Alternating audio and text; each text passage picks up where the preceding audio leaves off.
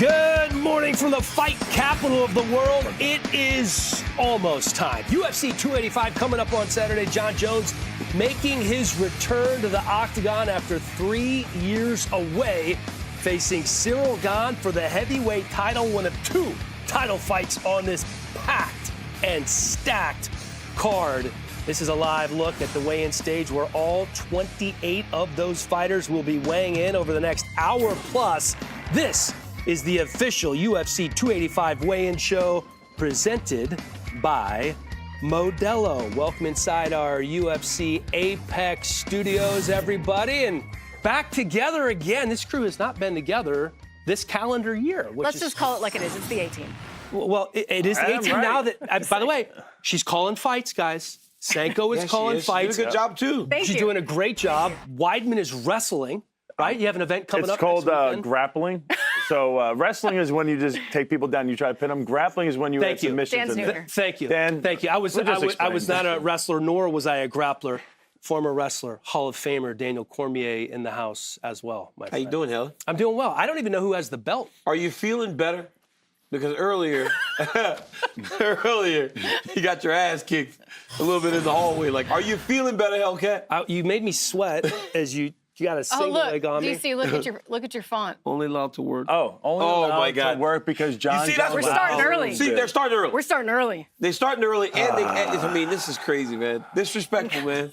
Disrespectful. Well, there's a lot of disrespect that's going to be going on this show. There's also a lot of drinking that's probably going to be going on this show as we have our bartender, Garth Flood, visiting us from San Diego, the Cowboy Star Restaurant Butcher Shop. He has been slinging drinks for 28 years. This guy mixes a mean cocktail.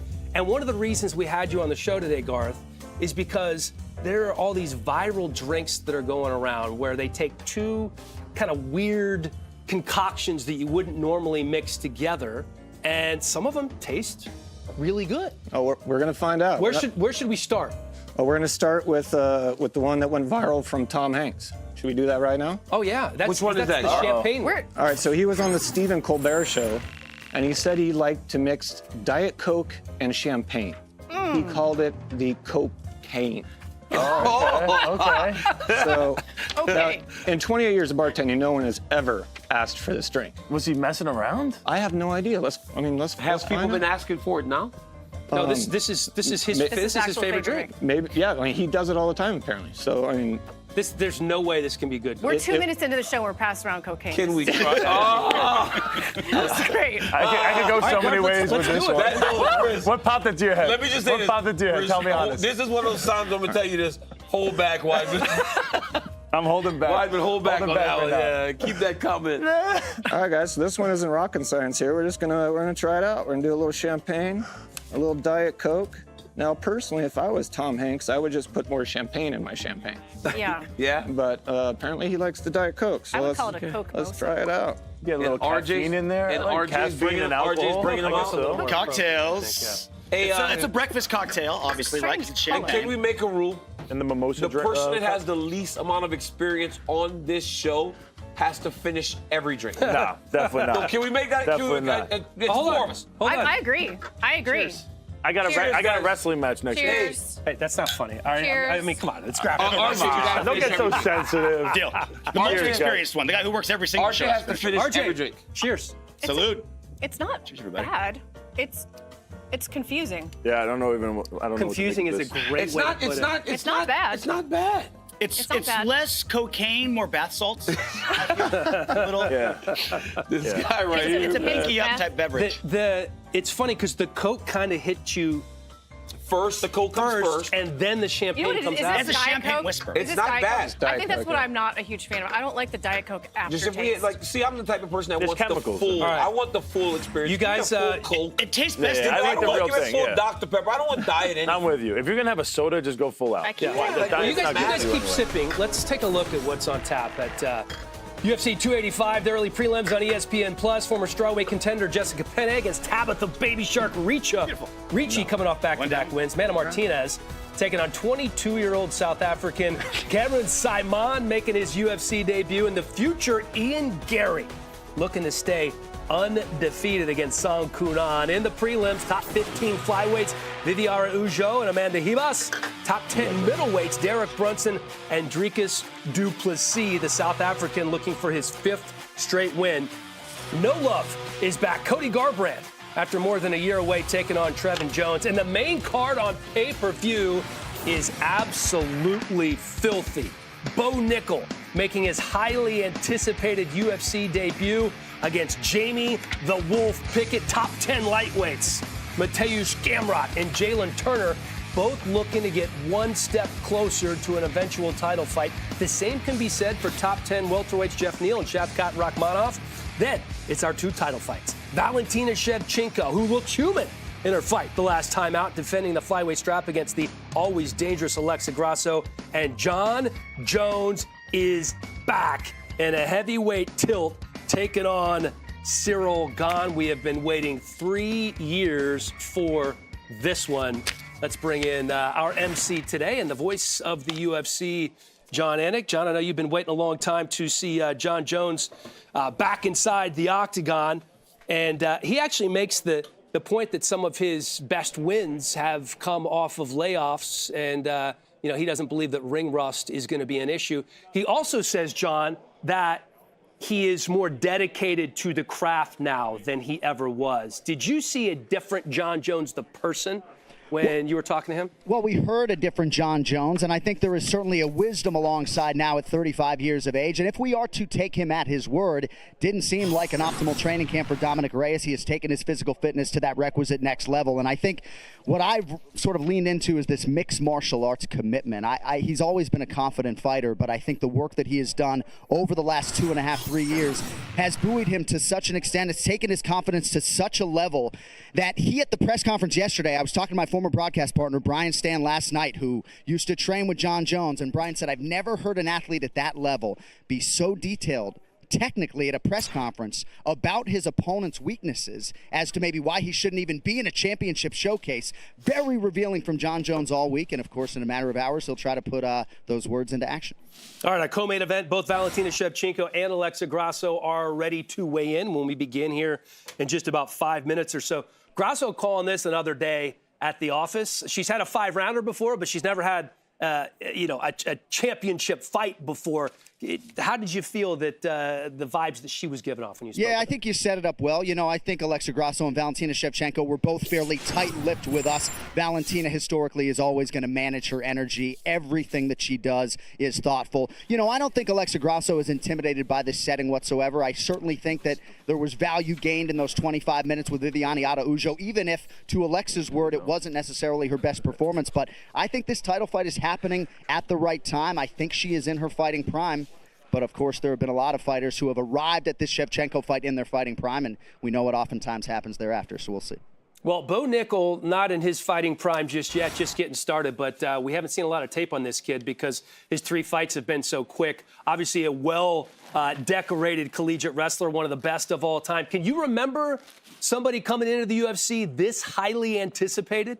Well, Khamzat Chimaev might not have had this type of hype when he made his UFC debut, but certainly that night it all started. It's hard for me to rack my brain. Raul Rosas Jr., certainly when I was prepping to call his UFC debut last year, I felt a tremendous buzz. But, yeah, this is really next level, right? Of course, 3-time NCAA Division I national champion, and just seems to have the total package. The way he carries himself definitely has a lot of special qualities, and we'll see what he has for Jamie Pickett here on Saturday night. All right, Anik, get to your MC post. Weigh-ins beginning in just a couple of minutes. Thank you, sir. Always appreciate the time. Let's chat this main event here, shall we? Yeah. Obviously a guy that you know pretty well as you exhale talking about Jon Jones. One of the things that he said during the week was that he doesn't believe the layoff's going to be an issue because he's had these layoffs before, obviously, as you're all well too aware. And he pointed to his fight against you and his fight against Gustafsson as 2 of his better wins in his career coming off long layoffs. So my question to you, DC, bigger deal for him to move up to heavyweight or bigger deal that he hasn't fought in 3 years? I think it's heavyweight, right? I think for sure it's him going up a weight class because it's something that he's teased for a really long time. Obviously, there was a reason why he didn't do it sooner, right? He needed to feel a certain way or see something specific to allow for him to go up. He was going to do it with Francis Ngannou's still here. So it seems like he's gotten himself to a place mentally where he's okay with whatever happens at 265 pounds. But for me, it ain't about the layoff. As he said, it was 15, 16 months between him and I fighting the second time. Gustafsson was a long time also. So I think he'll be fine in that regard. I think going up to heavyweight, though, is the big factor in the fight. Yeah, I agree. He's had the long layoffs before, but to go up a weight, put on all that extra size, he doesn't look the same. We see the the pictures and videos of him from the past. You know, he's got abs and stuff like that. He's a completely different guy. Even when you watch him hit pads now, he's a little bit slower. He's not moving his feet as much. So he's going to be a different guy in there, and it's going to be interesting to see really how he's able to deal with that at the heavyweight division, especially with Gane, who moves so well. Yeah, part of what made Jon so special always was his athleticism, his creativity, and his length. He can still be creative, but that athleticism isn't going to change when you've added, 30 pounds-ish of weight. Is the length for the first time? He's not going to have a massive length advantage. In fact, Cyril Gane is 3.5 disadvantage. So he still has a disadvantage, but not nearly. You were 12, right? Yeah. 12, yeah. And then even look at when he fought Gustafsson and when he fought Dominic Reyes. I mean, those were some of his closest fights, and they're both about the same height. So, and now you got the size on top of it. 124.5, the official weight for Alexa Grasso. Championship weight for Alexa Grasso, fighting for a title for the first time against. Remember, Alexa used to fight 115, right? So going up to 125, she's actually Valentina Shevchenko. And here she is, Valentina Shevchenko, stepping to the scale now. One of the greatest of all time. One of the more dominant champions we've ever had. First time we saw her look human in her last fight. And then chose to go in a different direction. Didn't fight Tyler Santos again. Chose to fight Alexa Grasso. So 124.5, the official weight for Valentina Shevchenko. Just an absolute savage of a fighter, and honestly has been the 125-pound division. Because since the belt's been introduced to the UFC, it's only been still celebrating his Kansas City Chiefs. A-title. Cuban Missile Crisis, Julian Marquez. You missed the Chiefs reference, but yeah, my guy Julian Marquez is a huge Chiefs fan. Now official training 186. 186 for Julian. Now he's training out in Denver, and he said, working at Factory X, that relationship with Mark, they've really worked on his balance and keeping him in the right next stance fighter to at all weigh in, times. kicking off the pay-per-view main card of the middleweight division, Jamie Pickett. Oh, my man, Jamie Pickett. He's been coming down to train with me and some of the other guys at Gym O to work on his wrestling. He's taking this fight really serious, man. He wants to spoil this party. 186 for Mr. Pickett. People have to realize how athletic this guy is, how long his reach is. This is not just a gimme fight for Bo Nickal. She is ranked in 2 divisions, but competing at flyweight here tomorrow night. Hey guys, I am Amanda Ribas. I'm from Minas Gerais. And hey Laura, I want to ask for you about how is your feeling to be a woman in this sport? Because next week is International Women's Day, so I'm asking this for you. Well, she's weighing in at 126, and man, you know what? It feels good to be a woman in MMA. I'm not gonna lie, it feels good. It's hard sometimes, but I love it. Right, this sport is becoming in the more and more division. equitable as we see more and more women fighting. Shark I think MMA is special in that way. My name is Tabitha Baby Shark Ricci. I'm fighting out of Ventura, California. Hi, DC. I was very excited to train with you at AKA when you're ready for us to train again. 115.5. 115.5 for Tabitha. She came down to AKA to train and also at my academy. We would do like small group wrestling classes. All right, next fighter to weigh in, top 10 now in the UFC's middleweight division. Adding to that, and she is a great student. Nice. Good wrestler? Good grappler, but getting much better wrestler. Yep. Okay. Here's Still Knox, Sanko. Yeah, Dricus du Plessis looking fantastic so far in his UFC run. 4-0 in the organization. Had some phenomenal knockouts. 185 for the South African. And he said, after the Till win, any amount of imposter syndrome he had, completely out the door. He feels like a new guy, new contract. His teammate competing in the bantamweight division, Cameron Simon. Back-to-back South Africans, 22-year-old Cameron Simon won his UFC debut in December, finishing Stephen Kozlow in the 3rd round. 7-0 in his career. He was on Contender Series last year, and man, he has been 135, the official weight for MSP Cameron Simon. He has been active. This will be his fifth All right, next fight athlete to the scale, in one his half of the last featured prelim live on 12 ESPN in the bantamweight months. division, Trevin 5-Star Jones. Here's Trevin 5-Star Jones trying to get back on track a little bit. He's coming in having lost 3 in a row, and interesting, he is one of the few, if not the only fighter to be training in Guam. 135, the official weight for Trevin Jones. He's got a lot of power, though, I think, right? Yeah, he does. All right, next fighter to the stage, competing in the UFC's welterweight division, Song Kanan. Yeah, I'm all over the place, guys. This is the assassin. Keep going. 32-year-old Song Kanan from China. He's been out for about 2 years. He was stopped by Max Griffin in his last fight, but he was doing great before that. 4-1 in the UFC prior to that. He'll go for the jugular 171, early. the official weight for Song Kanan. 12 first-round finishes and 18 pro wins for Song Kanan. All right, next up in the lightweight division, Loic Rajabov. That's Loic right there. So Loic is fighting a guy that trains at trains at Sanford with him. Share the same management, not Sanford. It's Killcliff now. Yeah. But his opponent is trying to make it like they're friends. This guy Loic is like, we have not trained together. 155 and a half, the official weight for 155 and a half. Mr. Yeah, Rajabov. Loic is just like, we haven't trained together. I've never worked with him. I don't know the guy. And the craziest thing is like the guy's trying to bring this emotion into the fight. All right, next fighter and to weigh Loic in, is just set like to compete in a batting prelim away live like on a fly. ESPN at It's middleweight, crazy. Marc-Andre Barrio. Barrio is another Killcliff fighter. They got tons of guys over there. 8 Big guys finisher. tonight.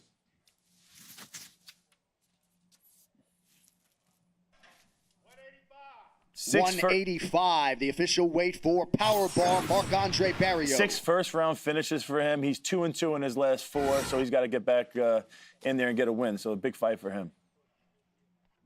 All right, next fighter to hit the scale, weighing in as a backup for our heavyweight championship main event, Sergey Pavlovich. Hey, Sergey Pavlovich, like, he's always kind of been, like, a very powerful guy, and I trained with him back in the day, but, like, what he's doing now is crazy. The way he is demolishing these dudes, it's like the moment he hits them, they go down. And he has this confidence about him now. 259 for Sergey Pavlovich. But, like, he has this confidence of a guy that just knocks everybody out because he goes at him like the fight's going to last only a round. I was in the elevator with him yesterday. I got stuck in there. He's all right, next huge, fighter scary, is the number 10 ranked welterweight contender competing live on He's going to be fighting Curtis Blades on April Rakhmonov. 22nd here in the Shevchenko, what's going on? What are you doing? What? I don't know what you're talking about. I have no idea what you're talking about. 171 for What would give you that Shavkat impression? Rakhmonov. Y'all made it weird though. It got weird on the internet. All of Kazakhstan thinks I'm, obsessed. I am obsessed. You're holding with your this racket fight head. You're game. holding your racket head, rubbing To it. weigh in also competing live on pay-per-view, the number 7 lightweight contender, I might Mateusz wear the Gamrot. whole show. Why not? That's awesome. Mateusz Gamrot, DC. This is Mateusz Gamrot. Listen, he took this fight on short notice, but if you know Mateusz, he is a savage of an athlete. 156 for Mr. Gamrot. Bro, and the professionalism of Gamrot spoke to us in the fighter meeting yesterday. Took the fight on short notice. Was And heavy. next Was to the like, scale I'll is make his the weight, no opponent, problem. number And he sure 10 did. at present in the lightweight division, the Tarantula, Jalen Turner. Jalen the Tarantula Turner here, fighting out of Southern California. If you may not know, I own a few exotic pets. Team, what exotic pet would you own?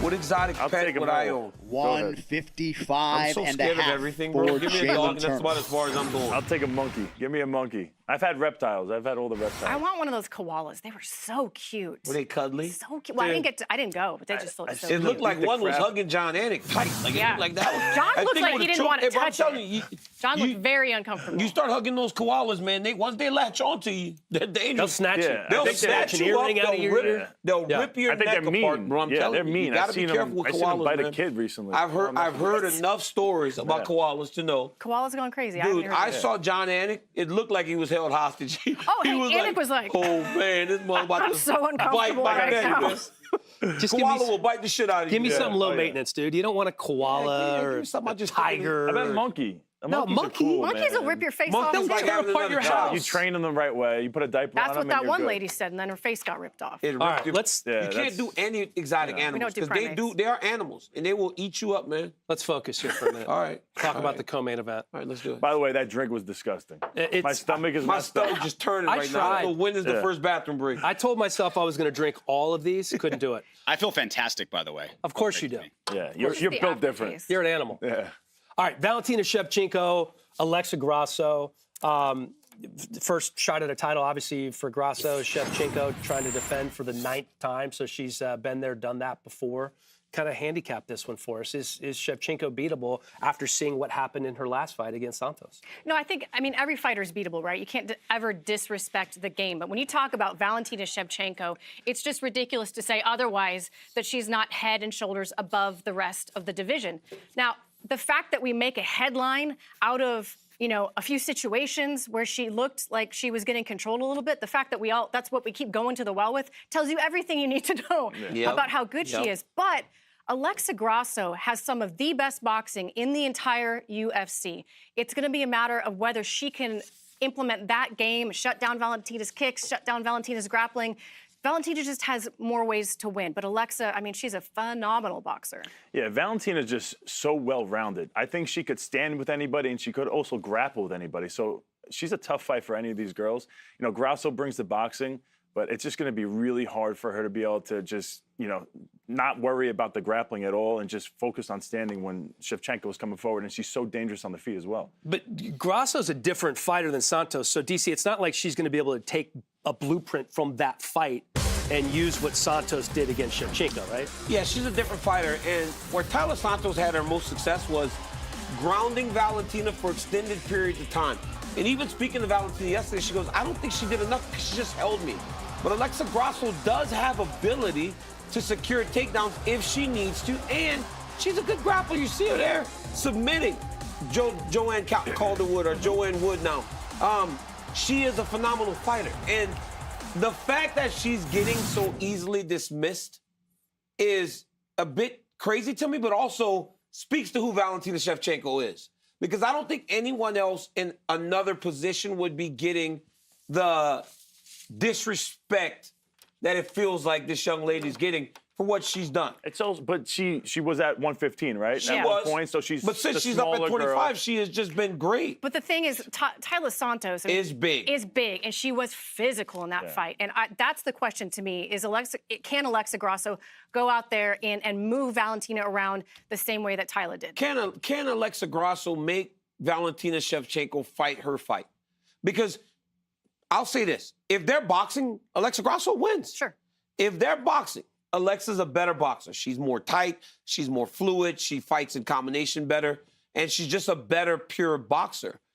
But if they're doing complete mixed martial arts, how does she make Valentina become a bit one-dimensional? Because we saw that in the last fight against Tyler. That's what Tyler did very well. Yeah. She forced Valentina to throw a lot of her weapons out of the window and start to try to take her down because she was getting taken down. And that is what was happening because Tyler was out scrambling her. So how does Alexa get her to be frustrated and make her fight her fight? I just think the size and the strength is going to be the problem in this. Shevchenko is so athletic, so strong, and so polished in every aspect of mixed martial arts that unless you could kind of counter, a few of those, it's going to be a tough fight for you. And yeah, I think there's a reason why the odds are the way they are. And, and this is piggybacking off one of her toughest fights she's ever had. But I think it's because of the physique and how strong Nunes was.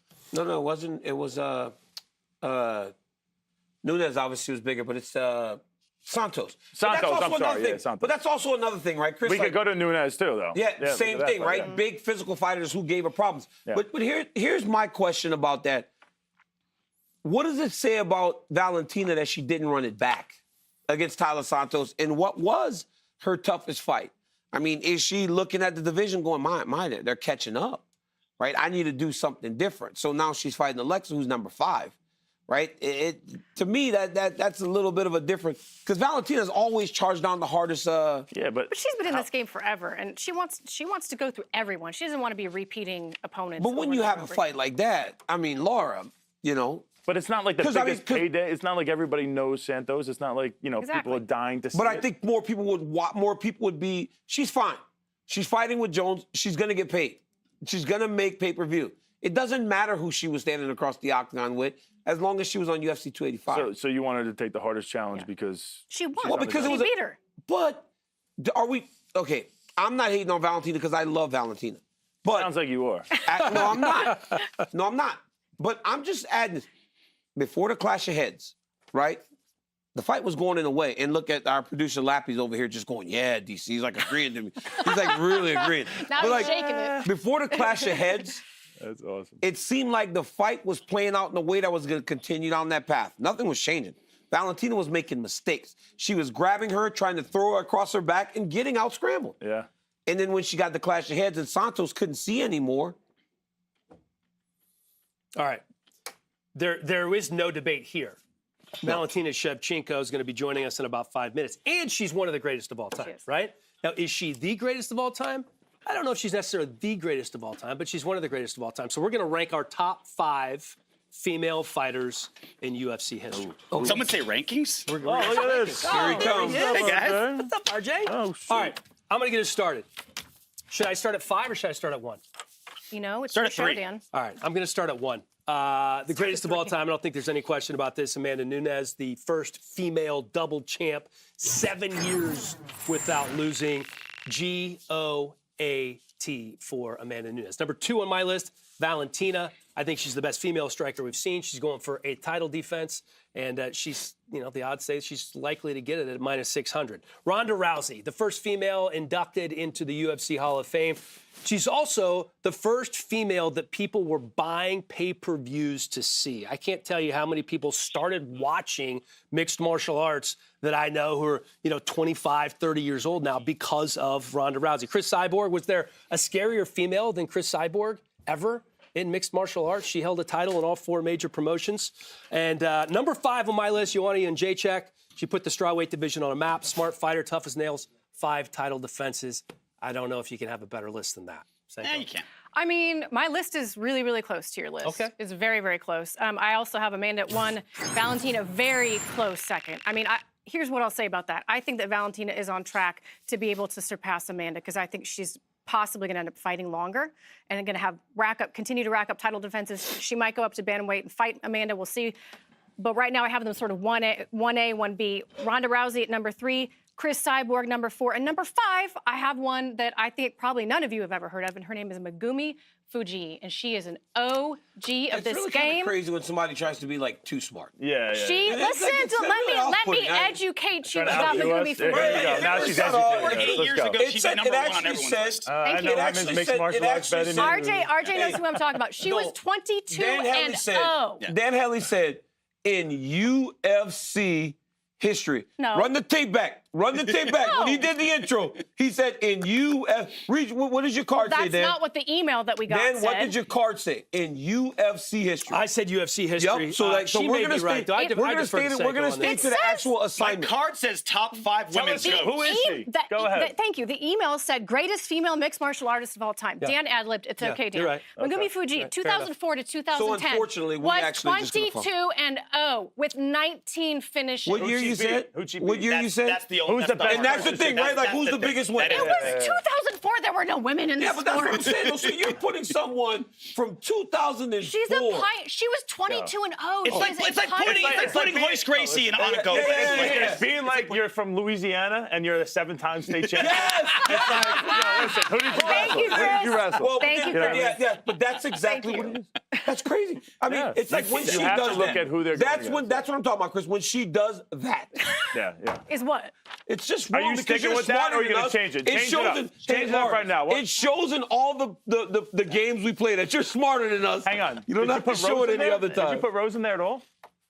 That's No, a shame. I had That's a Amanda, shame. Valentina, Okay. Rana, Chris, Megumi. We know who Rose fought. All right, first up on the list, we got Cyborg. She's been, it's just all love. Cyborg is You have her as someone number that one?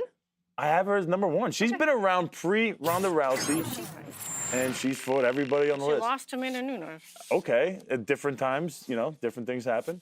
She's been 4 different promotions she was a champion of. I mean, she's on my list. She's just not Hate her. All right, Ronda Rousey, I didn't put Ronda Rousey second, okay? So it was Amanda Nunes was second. Third was Ronda Rousey. You got to give props to her for what she did for women's mixed martial arts. Then we got Shevchenko, then Namajunas. Is it my turn?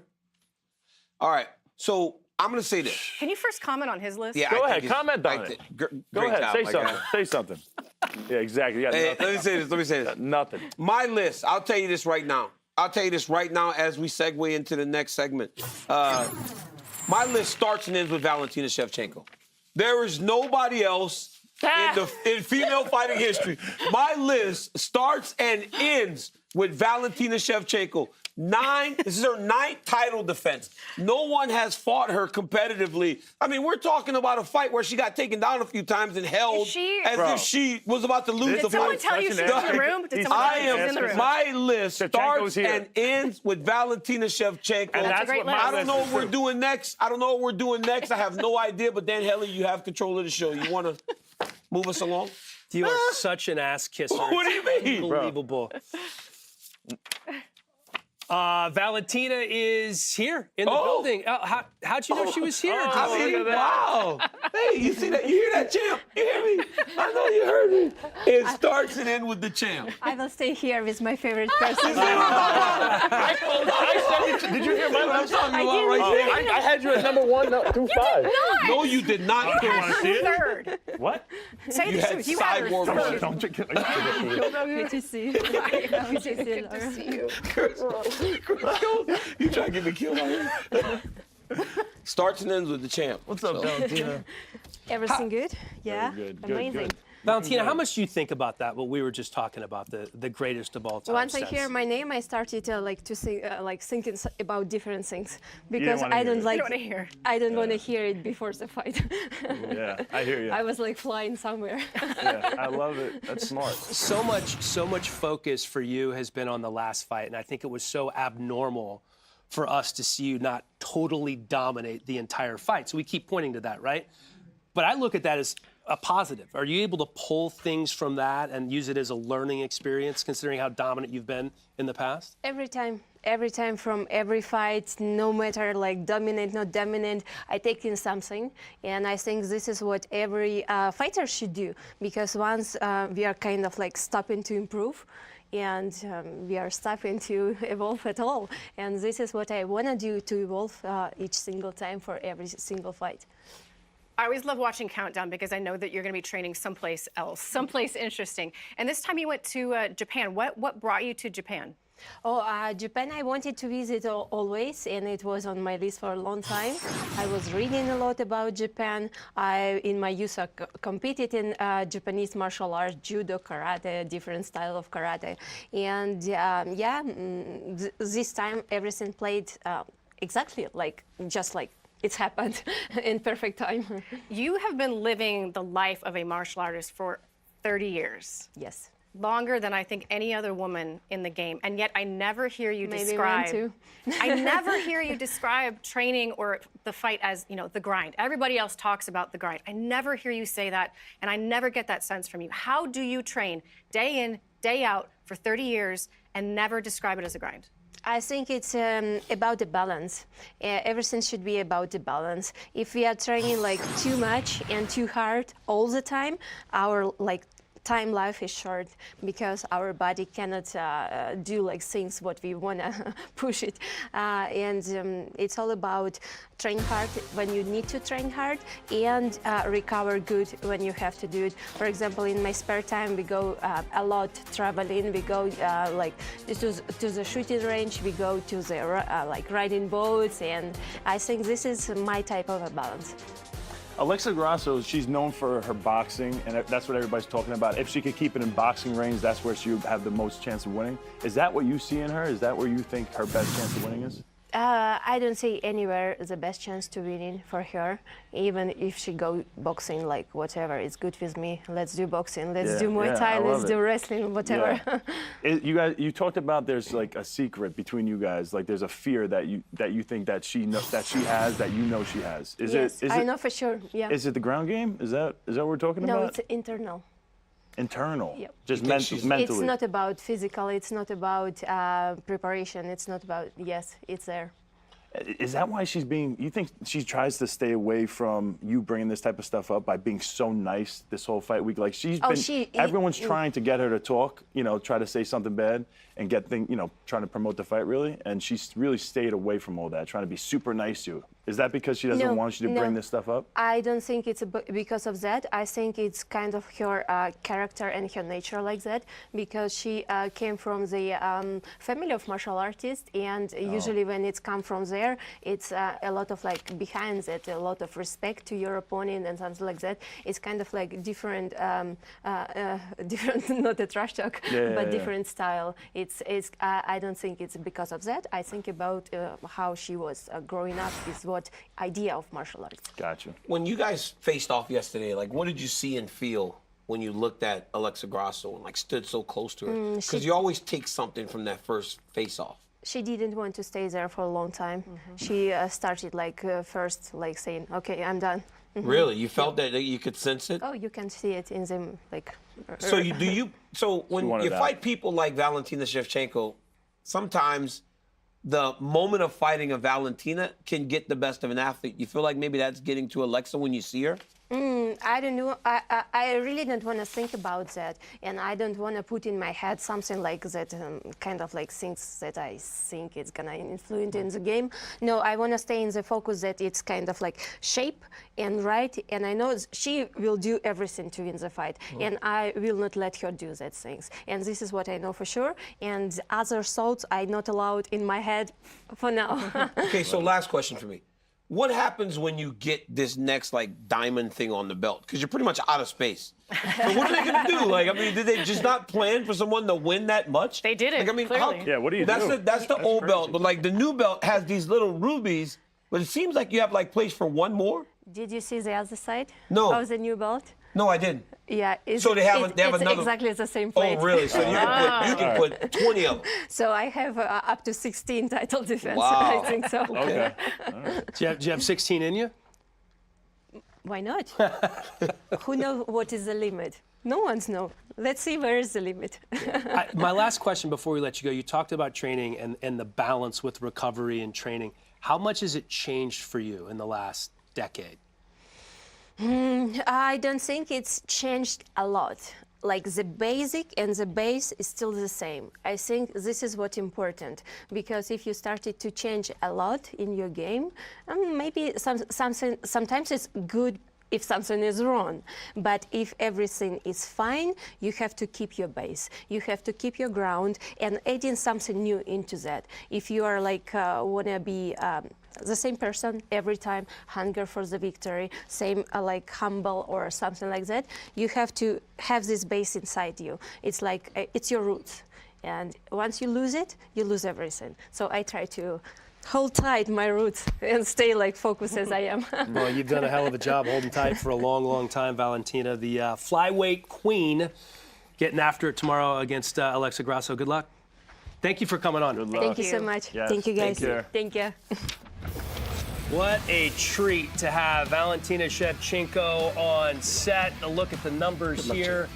One of the greatest of all time. And I'm going to be curious to see if everybody that we have sitting on the desk, if we're doing a list, if DC's only going to have them on his list, right? Like that's how. Did you see what happened? She's like, I want to stand here by my best friend. That's awesome. All right, this happened just a few moments ago. Esteban El Gringo Ribovics, the 26-year-old from Argentina.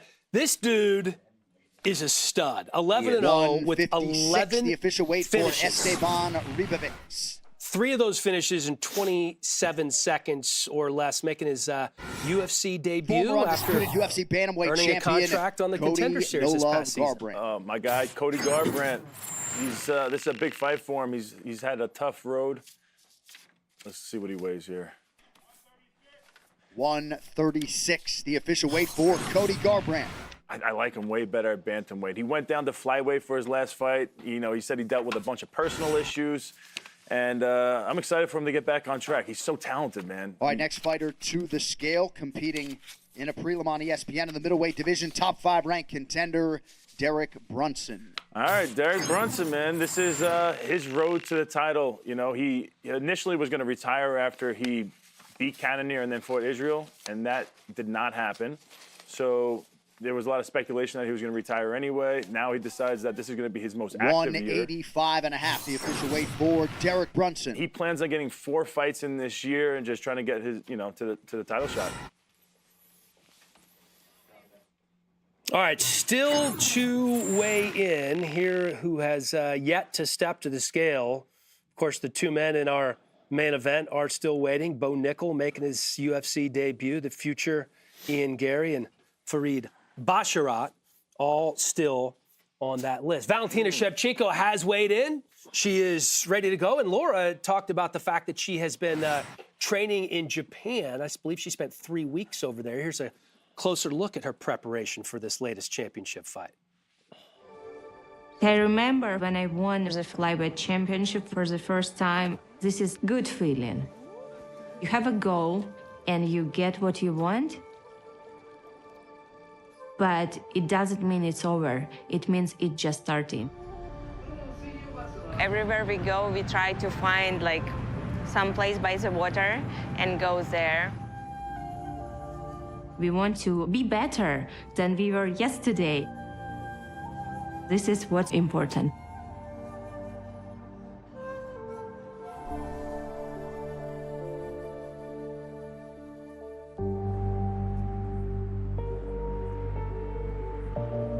In hopes of defending her flyweight belt for an 8th consecutive time, Valentina Shevchenko has brought UFC 285 training camp to Tokyo, Japan, where her newest teammate has welcomed the champ with open arms.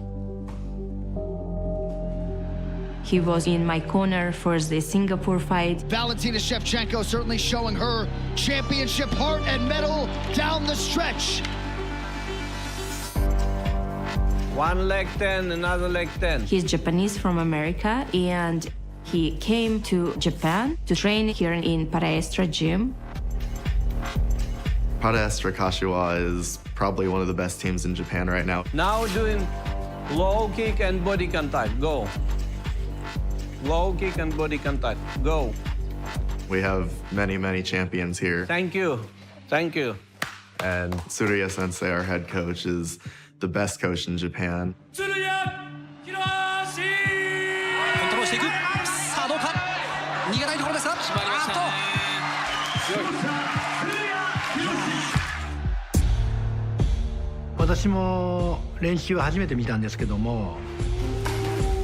Thailand more stronger, more stronger, more stronger. かなりの打撃の、テクニックがあります。なんでしょう、破壊力が違うんで、バレンティナ選手がKO勝ちするんじゃないかなと思ってます。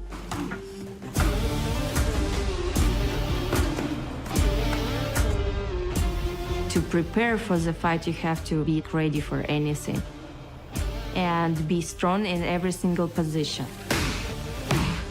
This is what we are doing to be the best. Pocket. Pocket round. Alexa Grasso is strong. Kalina.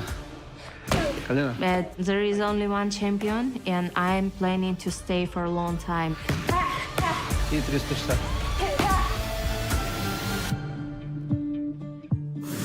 Now I kill Cliff. All right, here is Jessica Penne stepping to the scale, Mr. Weidman. Yes. You're in TV show, buddy. They said 3 minutes. Let her weigh in. Let's hear what the weight is here. 116, the official weight for Jessica Penne. Yeah, so Jessica Penne, she's fought some of the best girls in the game. She's fought Jessica Andrade, Joanna Jędrzejczyk, and Watterson. But on all those fights, she ended up coming up short. So this is a big moment for her to start heading up the rankings. The pay-per-view main card in the middleweight division, making his UFC debut. Bo Man. Oh, yeah, come on. The myth, the legend. Already? Bo Nickal. Yeah, already. I mean, he's on the game. That's incredible, isn't it? He was in Countdown, and it's his debut. I mean, Bo Nickal, 3-time NCAA national champion. I mean, 185.5. You cannot spend enough time talking about his accolades, but I think what impressed me was that last fight in the Contender Series, the way he was stitching it all together, DC. All right. Okay. We have to bring Garth, the bartender, back into the game here because we need a little hydration. The latest drink, from what I understand, Garth, is one that's become very popular on the golf course, and this is very apropos because we have 2 golfers on set and DC and Senko. My man, put me in there. So what do you have, man? I'm better than DC, right? Yes. Thank you. All right, so another simple drink that's gone viral. In Ireland, that's a common drink called the shandy. People would mix a lager with like a lemon lime soda. The drink that's gone viral is called the Gator. We're calling ours the Prime. So we're going to use Prime hydration drink and Modelo. Just a super simple mix. Daniel, when you were talking about golf pre-show, this is, you want to be on the golf course, you want to have a couple pops, but you want to stay hydrated. This might be a good option for you. And don't blame me for that last cocktail. Either blame Tom Hanks or the producer. Oh yeah, that no, was it's not messed you. up. The Tom Hanks. Tom Hanks has terrible taste. Hey guys, let's race. Well, let's cheers, race. guys. You guys want to race? Early. Do you realize you're Early. sitting next to Dan Hellie? It's early. You guys want to race? The Let's thing race. is, Cormier is just, he's not, there's no way he's doing that. This one sounds better on paper for sure. It's good enough It's to good race. enough to race. It's a bit light. Are we doing this? Oh my God. It's a bit light. Count us down, Garth. We're going. Right? I'm gonna lean over the table. On your mark, get set, go. I think RJ got it. Second. You didn't hit it on the table. I fucking You did backed not. you guys. Hey, you did not. You know you got to put it on the table. You got to hit the table. I'm not a show-off. Can I get a napkin? I have How'd you open your sportsmanship. throat like that? Years of practice. I DC. I was very popular in college. I tried to. I was too. I was very popular. You were the fourth male to finish. Bro, that's not Was I true. last? Well, you're not a fast. Oh, You're not it's a fast drinker. okay. It's okay. It's okay. Laura, you're like our little sister, and we It's just about enjoying accept the you for drink. who you are. As long as You're you not enjoy gonna it. you're not gonna win the napkin. drinking game. This You're was not, this was the best drink we've had thus far. it was Right? definitely the best It's one. not bad. Because if you don't taste it at all, it's great. You just throw it right down your throat. Do we want another one? Well, here's the thing. I'll do another one. Let's do another one. Yeah, let's do Here's another the one. thing. Garth, Right? Come on, let's get crazy. Can we get a couple more? Here's the thing about the Prime. It's like the Prime generally is kind of sweet as a drink very itself. It is sweet. It is That sweet. Modelo kind of balanced it off nice and easy. It did. I It agree. did. That's a good way. Modelo's a good lager. Guess what my son Modelo's a had. good lager. You don't know what you're talking about. Pilsner. This guy. Come on. Now he's a Come on. beer connoisseur. I love it. Mexican Pilsner lager. By the way, it's Yo, how a drunk are you great right now? point. It's a great point about the Prime. All of a sudden, my son has the fridge stocked with his Prime Bro, drinks. it now. is ridiculous. I had to go to the store to pick up Prime. They had pallets of it at Harris Teeter. Yeah. My kids found out about it. It's crazy. Everyone's going nuts for this stuff. I do love it. All right, how about a little women's trivia while we're waiting on our drinks, Women's guys? trivia, You great. ready? Just 3 of them. Senko? I better do good. I'm gonna. Yo. You're a minus 400 favorite. in She's this, minus women's trivia. 1,600 like Bo Nickal. What if I shit the All right, bed? right- It's gonna be so embarrassing. Write your answers on the whiteboards and wait to turn them over. All right. At what event did Amanda Nunes win her first title against Miesha Tate? Got that. My marker's weird. Look at it. Hold on. Wait. All right, turn them. Chris got that wrong, man. 200. You say 220? 220, right? Chris got 200. Look at Chris. 200, It was yeah. 186. Chris had 186. No, Chris no. had 186. No, Bo Nickal weighed in at Hold on. 186. Let me I see. just- Look at it, dude. Chris had 186, All right, bro. Chris, one- Says 200. come on. Chris cheated, bro. No, but you just asked what Bo Nickal they weighed just in said at Chris- in my they ear. said Chris- Okay, not all good. right, Chris, don't follow in DC's footsteps. What? Don't become What? a cheater. Don't become a cheater. All right, Ellie, let's we're- go. Who did Valentina Me and you, buddy. Shevchenko beat to win the vacant UFC flyweight title? Oh, I know this. Who did Shevchenko beat to win the vacant flyweight title? This is. I'm being exposed right now. Everyone doing another one? Yeah. Yeah, Yes. let's go. All right, let's turn them. Joanna, and You want all right, two-time cheater. What am I gonna have to do for losing this All one? right. Oh. Question number 3. We're playing women's trivia. 4 women held the Strikeforce bantamweight title. You can name 2. All you have to do is name 2. Oh, Do we get all right. extra if we name more? We'll give you half a point. 4 women held the oh, Strikeforce bantamweight You title. only get 1 point. We can't give Okay, half points. hold on. 2 of the 4. 2 of the 4. What if we name all 4? Wait, don't. Why let am me- I having a brain fart? This Come is on, crazy. Help me out. You've had 3 brain farts in a row. You were in I have a lot of Strikeforce, brain farts, DC. bro. Come on. All right, let's turn them. Rhonda, Misha, got it. Oh, Got she had it. to do all 4? You got all 4? Yeah. Still don't matter anyway. All right. You still only get 1 Everybody point. gets a point. Everybody gets I a gotta point. write bigger, I guess, this time, man. Yeah, you need to. All right, Rose Namajunas became the UFC champ at UFC 217 with her win over Joanna. Where did that event take place? Where did that event take place? Oh, I got it. right. Hang on. Wait. Okay. 3, 2, 1. New York City, please don't make me New York. All right, you got it. We got it. I got one, baby. Okay, Zhang Wei Li has won 3 titles.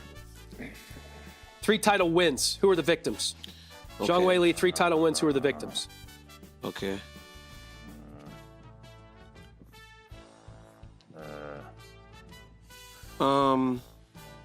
3 title wins? Are you sure? I don't think she does have 3 title wins. Oh. When she wins the belt, that's a win, and then she defends it. That makes sense. No, she didn't. She won the belt twice against those 2. Mm-hmm. And then she defended it once while she was champ. So wait. Don't worry. Give me 1 It's second. okay. It's okay. You've had plenty of time. All right, Yep, let's I got go. It. Yep, Turn him. got it. She did beat JJ. She did beat JJ. All right, Got it. so I forgot about that the one, rematch. just the best fight in But that history. was the No one. big deal. Yeah, it was. I missed the biggest 5 fight. for 5? So we all got that, right? I missed the first one. No, we're even. Now me and Laura. All right. No, we're not. All right, No, Laura's winning. that's the first one I've lost. Laura missed one. Laura missed the very first one. Laura missed the very first one, so they are tied. All right, 4-4. I'm at 3. I should have gotten extra points for getting all 14. I'm gonna make 4-3-4. You're right in this, Weidman. Can I right Google? Can I ask Siri? All right.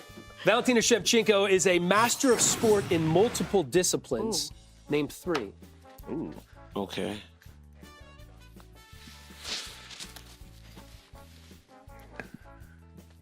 Yeah, you can name 3, but there's 5 total. I mean, she's a mixed martial Well, artist. but can we just some of them aren't, they don't call it master of sport. You got to name the ones that are master of sport. She's a master of sport in 5. All right, I got 3. All right, go. Got it. I did 4 just to I did too. show you guys what's up. DC, no, not. That's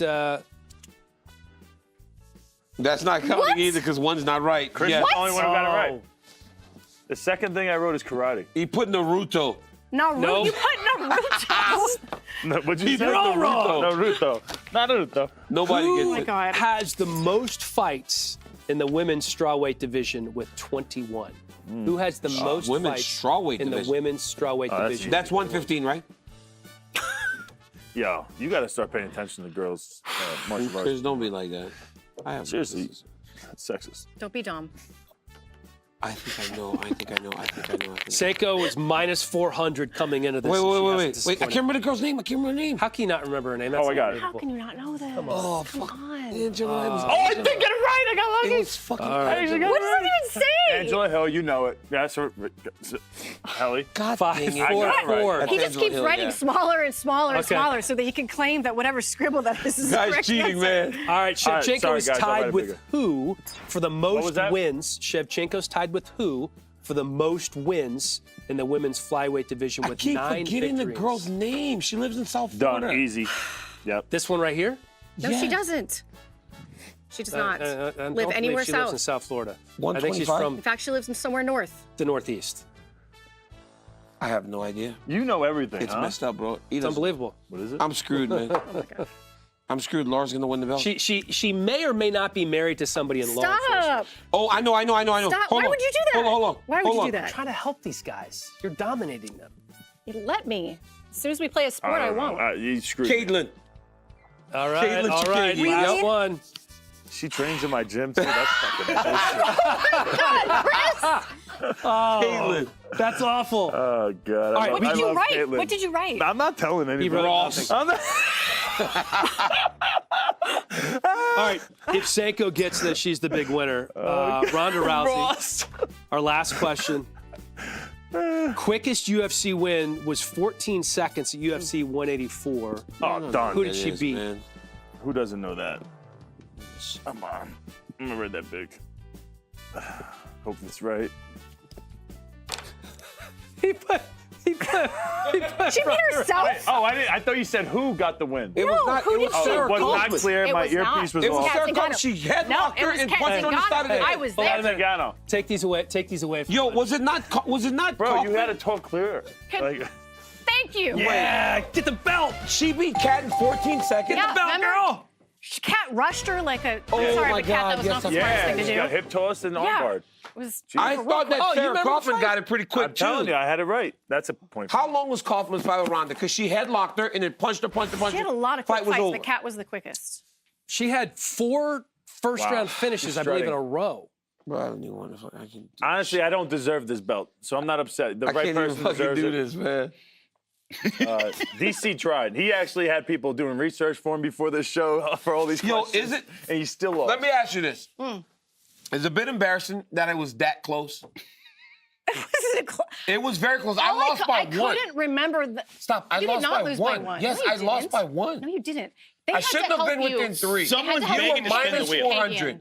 You were minus Both 400. of you should be ashamed of Caitlyn, the Caitlyn Chukagian. I am you, ashamed of Kagan. myself. I am got- but I ashamed of got myself. you, Kagan. I will admit it.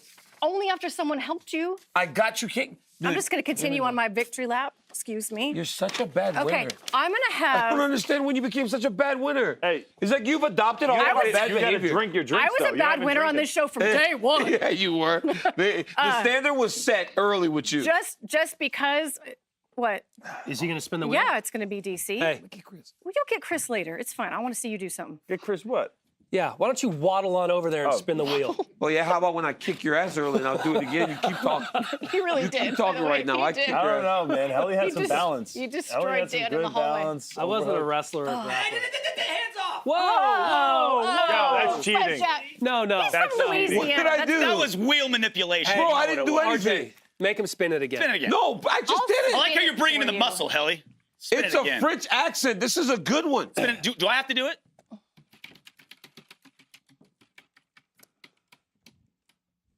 Oh, how's this punishment? Eat like a You have to heavyweight. eat. You have to That's not a That's right up my punishment. wheelhouse. This is my wheelhouse. Let's go. Why did we put that on Wait, there? what is this? So You have to eat here's all the- of this Gotta in eat 5 minutes. snacks? That's it. Oh, he's got Those are 5 just minutes to eat snacks. that? It's Oh, not that's a nothing. Oh, I'm some definitely. people it's a I'm not eating. punishment, I'm some not people eating. it's- I'm not eating this. You know what he calls That's that? part of the punishment. I refuse. Why? Okay, I'll eat it. Best thing in there. He does this in a 5-minute Yeah, you span. love your 7-Eleven What do we, snacks, DC, too. what do we There you have go. there? What do we have? Probably my favorite snack of all time. Fritos? Oh God, I'm That's such your an old favorite man. chip? That's my favorite chip. Really? Oh, have you ever had Frito pie? Yeah, Yes. the walking. Oh, You put it in the they're good, bag. right? Oh, you they're stir it in so the bag. good. No, that's It's so good. Oh, this You ever thing had right that? here. You're saying? No, you open the bag Guys, and you put cheese and chili in it. Danish. And you eat it out of the bag. Yeah, it's like a taco bag. like a walking taco. Yeah, I've done that with Doritos, too. That's good. You know, like you gotta eat, but you gotta like eat classy, like me. You know, like. Is that classy? Oh, God, I can't watch that Oh, anymore. God. All right, well, you're stuffing Oh, your that's face disgusting. here at 9:47 Pacific Is it Standard gross, Time. Chris? Yeah, it's Fareed disgusting. You gotta Basharat drink is, your drink. is weighing in. Ferocious Fareed fighting out of Las Vegas by way of Afghanistan. Let's see what the weight is here. 136, the official weight for Fareed Basharat. All right, 136. Undefeated as a pro on season 6 of the Contender Series. Of course, his brother, also a bantamweight, who is 3-0 after graduating from the Contender Series. These aren't great as well. snacks. Ding dong. You get to sit here and eat ding dongs and ho-hos You got your and Fritos, Fritos bro. and I'm gonna save those for the end. how is this a I punishment? couldn't eat Is like that, that, is, bro. that's a ding dong? It's a ding dong. When's the last Look time at you had a ding dong? Let's get Don't a answer close-up that. of he being in his ding-dong. Go, put the ding-dong in your mouth. That's a ring ding. You broke it in half? That's Yeah. terrible. I hope there's as many memes made out of you eating ding dongs as we've seen there should be. made out of Senko. Oh, it's going to be hard to beat. Senko's had so many memes when we've done eating contests, it's not even fair. So Really? somebody makes something Someone of set me of up with the hot DC. dogs. That yeah. was, yeah. Oh yeah. Oh, That I'm was sure good. there, I could see, okay. Yeah, that was a lot. All right, but there was no Sickos, bunch need of to set sickos out up there. anything with your love. What'd you say? I said there's a bunch of sickos out there. Oh, I thought you said there's a bunch of Sankos out there. I didn't know what you meant. Okay. Shavkat Rakhmonov. I mean, it's an infatuation that you have with this guy. Let's look back at this clip that kind of started all of this on a weigh-in show a while ago. Shavkat Rakhmonov. That man gives me chills. The tenor in your voice changed when you said his name. Yeah, it went up an octave. I've never interviewed him. I've never spoken to him. But I can see the goosebumps right I here. feel like I would get nervous. But you want to. But I want to. He's 16-0. He has a 100% finish rate. I mean, it's Hamzat. I'm just asking, like, is it like the right on his heels, and I have Hamzat at 1 for obvious reasons. I like his eyes. He's got cool eyes. eyes. He does have right? unbelievable. It's the total package, right? It's all of it. Exactly. Yeah. Thank you for being a man of class, Dan. I get it is the total package. I get it, guys. These guys don't I am understand. mostly infatuated with his fighting. He is 16-0 with a perfect split of 8 knockouts and 8 submissions. If that's not sexy, I don't know that what hat is. really does, like, it highlights your eyes. It does. Yeah, They really blue eyes. eyes. Like a Siberian. Yeah, can you keep? Yeah, like a husky. Keep it on. Yeah, like a husky. There you go. Okay, change your last name to something Russian. And yeah, he's a handsome man. And listen, what's more intimidating, like the Russians that have like the eyes like him, or the Dagestanian guys? He's mysterious looking, yeah, he's got these pouty lips. What are you looking at, Helly? I was just thinking if Sanko. I was thinking my next question to Sanko if she heard when Shavkat was asked about his reaction. Oh, I had an entire country send that to me. Oh, is that right? Yeah, and my husband was like, "What is going on?" Let's take a peek at this. Shavkat over here in the back. There's a viral video going out there of UFC commentator Laura Sanko being very impressed by you. I'm just wondering, have you seen it, and what do you think of having her support? Есть одно вирусное видео, где комментатор UFC Лора Санко реагирует на тебя. Видел ли ты это видео и как ты его оценишь? Да, видел, в принципе. Чем могу, ничего не могу сказать. Конечно, как мужчина тебе приятно, как женщина, когда восхищается. В принципе, нормально отношусь. Yes, of course, I saw that video. You know, what can I say? As a man, you always like when woman adores you, so... What else can I say? That's it. He's not supposed to smile either. He's smiling. Oh my God. He's blushing. Like you. He's The happy. reality, blush. the internet made this weird. The internet made this weird. No, it didn't. No, it didn't. You made it weird. It was. You got goosebumps for Shavkat. That was weird. Yeah, that is crazy. He's an incredible fighter. So as long as you're an incredible fighter, you're getting goosebumps for them. I mean, you're and petting a tail. You're petting a tail right now.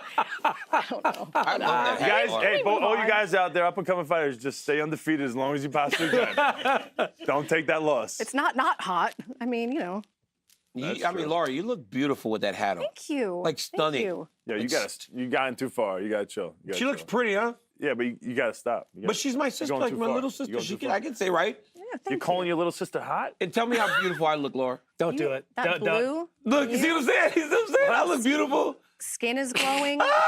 When he's eating his The way that you're shoving little those crackers. Right, Laura? There's nothing sexier. Well, maybe being undefeated is, but outside of that. No, the eating way good the food. light glistens off your huge forehead. I mean, it's unbelievable what's happening right now. He went to the forehead. Look at that thing. He's blushing. He's hot.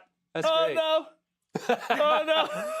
Yeah. All right. Yeah. Can we talk a little Shavkat as a fighter in terms of why she's infatuated with him? I mean, give me his game and what you like most about him, and what gives you the goosebumps. In all seriousness, I initially meant that to mean like he's just so incredibly good everywhere. It's not that he's well-rounded. He's incredibly well-rounded. He is more than that, though. He is dangerous everywhere. And that's a huge difference. There's a lot of guys who are good strikers, good wrestlers, good at jiu-jitsu, but can you finish fights in every area of the game? And that's something that we've seen from Shavkat, but he's got a huge test coming up in Jeff Neal. I'm just super high on his fighting style, for sure. He's incredible. I love his fighting style. He's super relaxed and he could do it all. Do you see him as like a Chimaev, though? Do you see him as a guy who could just push through everybody and crush some of these top guys? Well, the reality he's is more of a he's surgeon. different. Yeah, he's a little more cerebral, right? He's not like that guy. Like Hamzat is a bit of a brute, right? Like he just goes through guys, and it seems pretty easy, right? He just threw Kevin Holland down, submitted him, amongst other guys. But this guy's surgical. Yeah. This guy breaks you down. This guy has an ability to go in a long fight, and it feels like he won't falter because of the way the skills that he possesses. All these snacks are killing me, bro. These snacks are killing me. I just saw you get rid of one. You threw the granola bar. Oh, yeah, look at this. We got some cream cheese. Tilapia. Something under here. Put that back up some there. extra icing Put here. that back bro. up there. You got to do the contest. I swear, bro. It's a challenge. You know, you're my friend. And like, I was really your biggest advocate for being on the show. What are you talking about? I was like, I'm getting kicked out now? Just watch. Bro, Cormier, you don't have that much power. Okay. Michael All LaPlante, our Just producer, watch. You don't have back that here much power. somewhere. No Where did golf you for put you that in Miami granola either. bar? Oh, shit. Yeah. He walked take that out. away from me. Bring that back out. He walked out. All right, Vivi Araujo is on the scale. DC, I believe that Araujo. She's your fighter. And this is the fight that kind of got What's up, man? How are you? Alexa Grasso the title fight, right? She fought Alexa in what now could be looked back as a #1 contenders fight. Tremendous fighter. Very good pressure. 126, the official weight for Viviane 126 for Vivi. Araujo. She fights with a great forward pressure, very intense, and she's looking to finish you the entire time. So, very interesting fighter. I love watching her compete because I love her aggressiveness as she gets on the scale at 126 pounds. Guess who's here? Good job. Bo Nickal, the most highly anticipated debut in a long time. I just want to make this as awkward as possible right from the jump. Does he give you goosebumps too? Yeah. See? All great fighters give Lord I don't know. Sanko You're goosebumps. pretending because Shavkat was 16-0. She's like obsessed with it. She was petting her tail. A big red head like 3-0 is pretty very good. intimidating. And I listen, that last one, I called it. I was Right. there. It was nice. Appreciate it. Let's Thank you. not make this a thing where Laura has a No, crush if on you have every fighter. any loss on your record, you're done. You're though. That's done. how it works. You're done to her. This guy's done forever. I see. You lose, Laura's like, this dude's trash. Yeah. So, Understandable. Bo, we've been talking about you for a long time. I called your first fight on Contender Series for all 27 seconds or however long it lasted.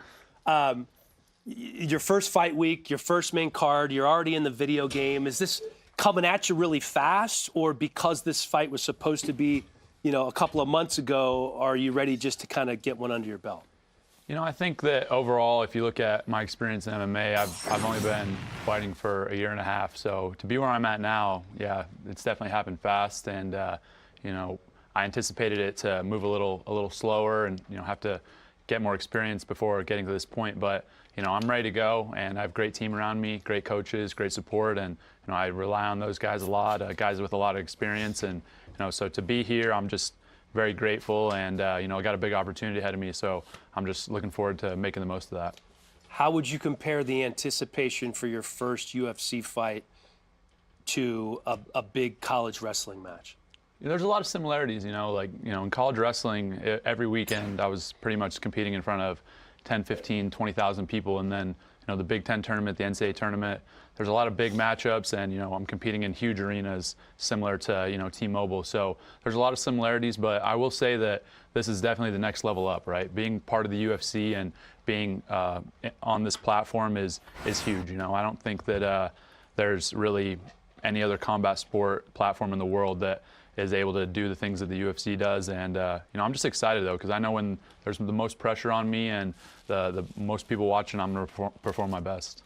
You're the biggest betting favorite on this card in your debut in the UFC, which is crazy. You're on the pay-per-view over some champions, former champions and stuff like that. You got guys in your weight class that are in the top 10 of the division, and they're on the undercard. They're on the undercard, and you're on the pay-per-view. Is this moment is this kind of what you expected? Did you expect to kind of just pass all these guys even at 3-0? I wouldn't say pass guys, or I don't really compare what I bring to the table relative to anybody else. I just know what I do each and every day, and the work that I put into the sport. And it's not only been, like I said, a year and a half in MMA, but 20 plus years in wrestling, competing at a high level, having huge goals since I was a little kid. I think all of that kind of factors in, and just obviously the buzz around me, coming from collegiate wrestling, being 3-time champ, and moving into MMA, a lot of people wanted to see how I fared. So all this stuff about where I'm at on the card, that's not really up to me. I think that it's appropriate. I think it makes sense, but it's not my decision. So my job is to perform, and that's what I'm going to go out there and do on Saturday. Mentally heading into this fight, people expect you just to completely crush this guy. In your head, do you just see yourself going in there, taking this guy down, submitting him, TKO him, or are you kind of ready for war, ready for this guy to stop some of your takedowns, being stuck on your feet? Where are you at mentally with that? Well, I think that's a better question for you. You train with him. No! What do you think? What do you think? You gotta How do you watch think it's him, going? bro. How do you think the fight's going to go? This is it's a tough fight for him. This is Okay? so you gotta watch Listen, him. it's a tough fight for him. He's a great kid. He's very talented. He's athletic. and this is very awkward now. Yeah, you're giving your first game plan. Wow, we'll never trust you. Yeah. Well, you know, it was interesting because going in like to the press conference last night and stuff, I was kind of expecting maybe like a little trash talk or like mean mug in the face off and that, and he was like so nice to me. He was really cool. He's a nice dude, man. Super nice dude, and you know that honestly makes it easier for me because I don't like to fight with emotion, right? Like, you know, that's something I think that a lot of people, when you get too emotional about a fight, it's hard to fight your best. And you know, him being a nice guy, I actually feel like I'm like even more ready and more prepared. But it's more like wrestling, probably, right? Yeah. There's no Respect, build-up in wrestling matches. It's just Chris basically is go out there. texting Jamie better right now. than Start talking shit. You know, when you were talking about, Bo's talking about the pressure, guys. Bo lost a wrestling match at 7 to a kid.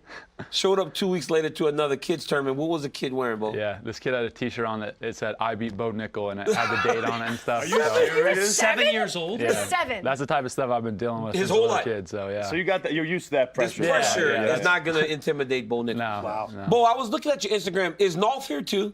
Yeah. So Nolf's here, Kassar's here. Are you keeping those guys around for that familiarity, like that competition? Because those are the guys that you won 4 national championships with. Are those guys around for that, like to make it feel? Yeah, you know, I love having my boys around for fight week and stuff. That's how it was, you know, obviously going through at Penn State. There's 10 of us, so we ride together as a team, and everything, you know, you're doing as a team, it makes it more fun to win together. And that's always been my mindset. I've been a team guy, and so I like to roll with a big crew. And then, you know, some of those guys have big goals themselves in MMA, right? Anthony just made his pro debut, had a first-round finish, and so he plans on being in the UFC, being UFC champ. And I think being able to kind of experience this process with me will be huge for them as well. So, yeah, overall, I love having those guys with me. You know, I've spoken to Kale over the course of my career, and he was always like, he paid attention to it a little bit, but what's he think about all this? Like one of his best athletes going into mixed martial arts at such a young age, opposed to wrestling. Because with me and John, I had went to 2 Olympics, right? So I was done when I went to MMA. What does he think about a guy that could potentially make a world team, Olympic team, leaving this early to fight? Yeah, you know, I think that it's kind of double-edged because on one end, he really just, you know, loves and supports all his guys, right? Like he wants them to be successful in whatever they do and, you know, make that decision on their own. But at the same time, you know, he was like, yeah, you're not really going to do this, right? Like, you're gonna keep wrestling and this and that. He's like, you're going to win the Olympics. And I'm like, Coach, like, I just want to fight, man. It's over. I just love it. I love fight. I want to fight so bad. And he was like, even through my amateur career, you know, I had my first amateur fight after training for maybe 4 weeks. So I was like, boom, right into it. And it didn't really seem serious to them. I took my second amateur fight, didn't really seem serious to them. And then I took my first pro fight. And then after that, it was kind of like, I got a lot more buzz and there was a lot more push and they're like, all right, he's like for real now. And then I think they kind of, that had been almost probably like a 6-month process where they were like, Coach Kale and the whole staff was like, all right, this is for real now. Let's like, now that I feel like a lot of support from them, and I'm obviously still in the Penn State room. Do you still wrestle in the room with those guys? Oh yeah, all the time. Yeah, I'm in there, you know, almost every day wrestling. Wait, with are you the college training in guys. Pennsylvania? Yeah, so okay. We actually built an American Top Team gym like 15 minutes from campus. So I train there the majority of the time, and then I go down to Florida sometimes as well. But yeah, the coaches have been really cool, and you know, the more that I think I prove myself in MMA, the more excited I think they are about it, and it definitely kind of brings a new light and a new audience to the wrestling program as well, which is a good thing. It was a while, but after a while, John started going to the fights, right? I would look out the octagon and see him. Yeah. He'll come around. Nice, yeah. Bo, I don't think that there is a single person, certainly not in this room, probably not in this building, that doesn't think that you have what it takes to be a champion. But we were debating, you know, before the show, what that path is going to look like if you get past Jamie, which he's a very tough test. I've heard you say in many interviews, I'm not here to be fast-tracked. I want to take my time. I want to develop my skills appropriately. But you know that based on what you think you're going to do, the UFC is going to be giving you top 15 guys right around the corner. How are you going to say no to those opportunities? I mean, how are you going to manage that? Because they're going to be wanting to give you the world like that. Yeah, you know, I think that's something I really rely on my coaches and my management team because I just haven't had that experience, right? And, you know, at the same time, I am in this situation where, you know, I obviously have a lot of buzz, a lot of attention, and they want to bring me along very quickly. And so for me, I believe I can beat anybody in the world. And I'm always going to think that. I'm always going to be confident in myself. But I do have a really smart team around me with tons and tons of experience and guys that, you know, I'm very willing to listen to. You know, I think humility is such an important part of success in this game and in any game, and so that's just that wrestler mindset of I'm gonna stay humble, I'm gonna stay true to my roots, and I'm gonna stay true to the process and listen to these people that have, you know, my best interest at heart. Before we let you go, do you have any questions for these two who have gone through what you're going through, two of the best who have ever done it, former champions? Yeah. I guess, guys, like, the first thing is, like, it's like this for me when I compete, but how would you say it's different, like, walking into a fight versus walking into a wrestling match? Like, are you thinking anything differently as far as, like, all right, there's obviously tactics and technique and stuff that goes into it, but this is also like a really big stage, and at the end of the day, you're like in a cage fighting a dude. So what type of things do you think you did differently, I guess, in mental prep for a fight versus wrestling? Yeah, I actually kept it completely the same. I dumbed it down to it's just another wrestling match, it's another competition, and it was the same mindset going in. Because if you start making it into, you know, this is a fist fight, look what could happen to people, you make it bigger than what it really is. At the end of the day, it's you and another guy in the octagon, and it's just a competition. And it's just like everything that you've learned from wrestling, from competing your whole life, gives you exactly the tools you need to compete in mixed martial arts. That's why wrestlers just do so good. Yeah. Like, right? I think that's pretty similar to Chris, but Bo, like I told you the other day, you have mastered something that everybody has done for 25 years, right? When we're winning national championships against guys that have wrestled as long as us, that's as difficult as it comes. You're going to get locked into an octagon with a guy that possesses other skills, but he doesn't have that one skill that will separate you, and it's wrestling. And when you can wrestle those guys, when you could probably still go out there and wrestle David Taylor, those guys can't wrestle David Taylor. He can come into the octagon right now and he'd take everybody down. Use that and keep that mentality always locked in the back and feed it. By still being in the Penn State room, you're still feeding it, right? You cannot let it become just a thing that you had. It's got to stay very sharp. Apply it, you'll be fine. I think you're going to the top because I know your skill. I saw him, right? I saw Chris Weidman, and to me, you remind me a lot of Chris Weidman. Awesome. Wow, what a compliment. Appreciate you guys. Yeah. My man. Hey, Thank you good so luck, much. man. Thanks. Good luck. Bo, sorry for keeping you so long, All good. but that was a very cool exchange there. So good luck tomorrow, and looking forward to it, my man. Yeah, appreciate you. Thank you, guys. Bo. Good seeing you. Thanks, you too. Let's take a closer look at this matchup that Bo Nickal has coming up. Here he is, making his Contender Series debut, a three-time national champion, one of the best wrestlers to ever enter the Contender Series. My first Contender Series fight was interesting. I'm 1-0, he's 3-0, so he has triple the amount of experience in actual MMA. So I'm like, this guy could be pretty good. In my mind, I'm coming in there full steam ahead. I just need to go out there and do what I need to do. His squeeze is horrendous right now. Cranking on that neck. They tapped out!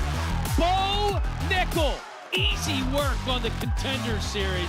That's about as good as it gets. I think the fight was 1 minute and 2 seconds. And Dana's like, he's 2-0 coming into the UFC. So what we'd like to do is offer Bo another fight here in the Contender Series. As soon as he said that, I was like, thank you. Like, that's great. Like, I want another fight. I know I put a spectacular performance on. It's over. I'm going to get that contract. Bo Nickal is not here to play around. Welcome to the UFC, brother. I think that the way I approach the sport is very different from most guys. I think it's really inevitable for me to be the champ. And here is the Night Wolf, Jamie Pickett. Quite the road just to get to the UFC and fight in the octagon. You talk about persistence and trying hard and keeping that dream alive. He has done that. He has that aggressive style. He's got excellent power in his hands. He's got very good strikes. It's a guy that is just not willing to ever give up on himself. Oh, beautiful. Oh, he's hurt. More. Wow. Oh, he's hurt. He's out on his feet a little bit here. Oh, that's it. Man. Jamie Pickett. I had a lot of moments giving up. I've been in some real scary situations, so being scared of another human, somebody like Bo Nickal's not gonna intimidate me. The only thing he's gonna do is make me want to fight him if he says it. I did not buy into any hype with Bo. I don't really know him. He's a fighter like I'm a fighter. He bleeds like I bleed. I'm so excited to fight him. I get to derail a hype train. He's ran his mouth too much about being the #1 fighter, so he has a lot of pressure on him because of that. Me quitting is just, it's very hard for me to do. I push hard. My drive just won't let me stop. My predictions is I get a knockout around second round. I'm a natural-born finisher. I can obviously go 15 minutes. I don't see it getting past the first round. This is a good fight for me to get back on top. Beating him would propel me so much. I expect to finish him in an exciting way. I won't give up. I won't stop. What do I have to lose? I can't wait. And to be honest, I'm kind of hoping it gets to the second round because I just want to see the dude fight for more than 47 seconds. We talked about the most anticipated debut. Do we have another drink coming over there, Garth? Absolutely. What do you have on tap for us? We got a little something for Dan to help wash that cheese Danish down. Ah. Yeah. So what are we making? We're doing the Bromosa. Take on the mimosa, classic breakfast drink. We're just going to jazz it up a little bit. Start with a little triple sec, just a little splash. Okay. Orange liqueur, triple sec. We're going to add a little orange juice. So it's a healthy drink. All right, Bromosa, I like that. Orange juice has got a lot. And then we got our Modelo again. And Modelo. Okay. Wow, these Okay. drinks is. I think I'm gonna like this one. Bromosa. I think so. All right. Little breakfast It actually sounds good. Did that say like vodka in there? Is there vodka in there as well? Yeah, there's different recipes. You can do vodka. We use triple sec here. Yeah, keep it a little bit lighter than the vodka, right? Well, Cheers, it's the guys. classic cheese Danish. We're not chugging this, right? Breakfast Okay, that's drinks, we good. don't. No, let's This just is good. sip. Let's sip. I like a Bromosa. This is my favorite one thus far. It's a I healthy like drink. a good Bromosa. This is Pretty good. It's pretty good. I can taste the bro. Yeah, I could taste the bro. That's some Lard down Modelo it. in there. I Lard think down makes it. it more of a bro drink. Are you digging it, Weidman? It's good. You're already going, Laura. It's like very Cotton much now, like right? a mimosa. Like you're in. Tastes You're a in. little- Look at Sanko. Tastes a little beer in there. Laura, you're going. Like it's like almost to the You finish want me to line. finish it? you've already. Are like, we popped chugging the top. again right Am I now? chugging Are we just gonna chug champagne? it? If she starts that low down, maybe she could Oh, do they it. just said we have 2 more to go, so I probably shouldn't. Did you hear Zach in here? He goes, No. That's too long. We got to protect Sanko. We cannot drink too much. At all costs. There you go. So that's the winner so far? Yeah? All right, let's talk most bet you are. anticipated debut, boys and girls. Refreshing. Because we've said it's the most anticipated since who? I'm just getting the giggles. Are you really already? Oh, my goodness. I mean, dude, look how much you have left. Ronda, listen. Wow. To me, it's the most anticipated debut since Ronda Rousey. And I say that because look at what they are doing for him. I mean, he is in UFC 4 already. He hasn't even fought in the UFC yet. He was on countdown. I mean, it's deserved, but I mean, it's sensational. They made a weight class for Ronda Rousey. To me, that's on par. She was a dominant athlete in another Olympic sport, and that's another parody I think I see there. Okay. That's my answer. I like it. I'll DC? give you that one. You know, You're right. What's going on over there? well, we're just talking like people that are anticipated because they're younger, they're fresh. You know, we're not talking about people that are champions coming from other organizations. I'm going Paddy Pimblett. He was a champion in Cage Warriors, right? A smaller organization, double champion. I remember sitting there before his debut thinking after, like, man, if this was in England, it would have been crazy. That's my most anticipated debut. Not Ronda, not Conor, as one of you guys are going to say, not Brock Lesnar. Not Brock Lesnar. Not one of those big names it's like the easy, right? RJ is the fruit that's like hanging. Don't look at me. So You you're don't trying to be remember Patty Mr. Pimblett's Smart. debut. That's a terrible answer. You're Were you doing on what the- Sanko right You now. were not You're on doing the what edge of your Sanko seat, did. Paddy Pimblett. I was on the That's edge of ridiculous. my seat No, you when I were saw not. Paddy No, you weren't. Pimblett. Your seat would have broke. No, when they said Paddy Pimblett's debut, and I said, oh my God. Let me ask you a question. Why? I really Why? did it. Why? No, Why? when they said Paddy Pimblett. You talking about the when they Apex said, on the fight night? At the Apex. When they said Paddy Pimblett's day, when I looked at the card, they said Paddy Pimblett's debut. I said, oh my God. I can't wait. Stupid. DC. Paddy Pimblett, I hope you know he's disrespecting you right now. I said, that is oh my God. disrespectful to Paddy Pimblett. How? Because you're obviously being sarcastic. Man, who's yours? You're I'm being not. sarcastic. This guy's say somebody like Brock Lesnar. Yeah, he's looking at my cards. Brock Lesnar. So I will was gonna do say this Brock. right way. Bo Nickal makes the most anticipated UFC debut since Brock Lesnar. Who else has debuted like Brock Lesnar? Brock Lesnar was a national champion in wrestling. Then he went to WWE, was super famous because of that. And then he came in really just with the wrestling background. And that's probably the most like what Bo Nickal is doing right now. I was torn between Brock and Ronda, and I only went Ronda because it was 2013. It was most anticipated debut since, and Ronda was latest. But the Brock one's great because When was Brock? You remember 2008. Damn. Was it that long Someone ago? Googling? It was. I don't know. It was well before. But the thing with Brock was like he had one fight, right? He had that one fight, and then he's in and he's headlining pay-per-views. Title fight 2 fights later, like that was great. I see that in Bo Nickal a little bit, right? Like Ronda was already established, right? Strikeforce champion, already beat Misha and all these other stars. Bo's just like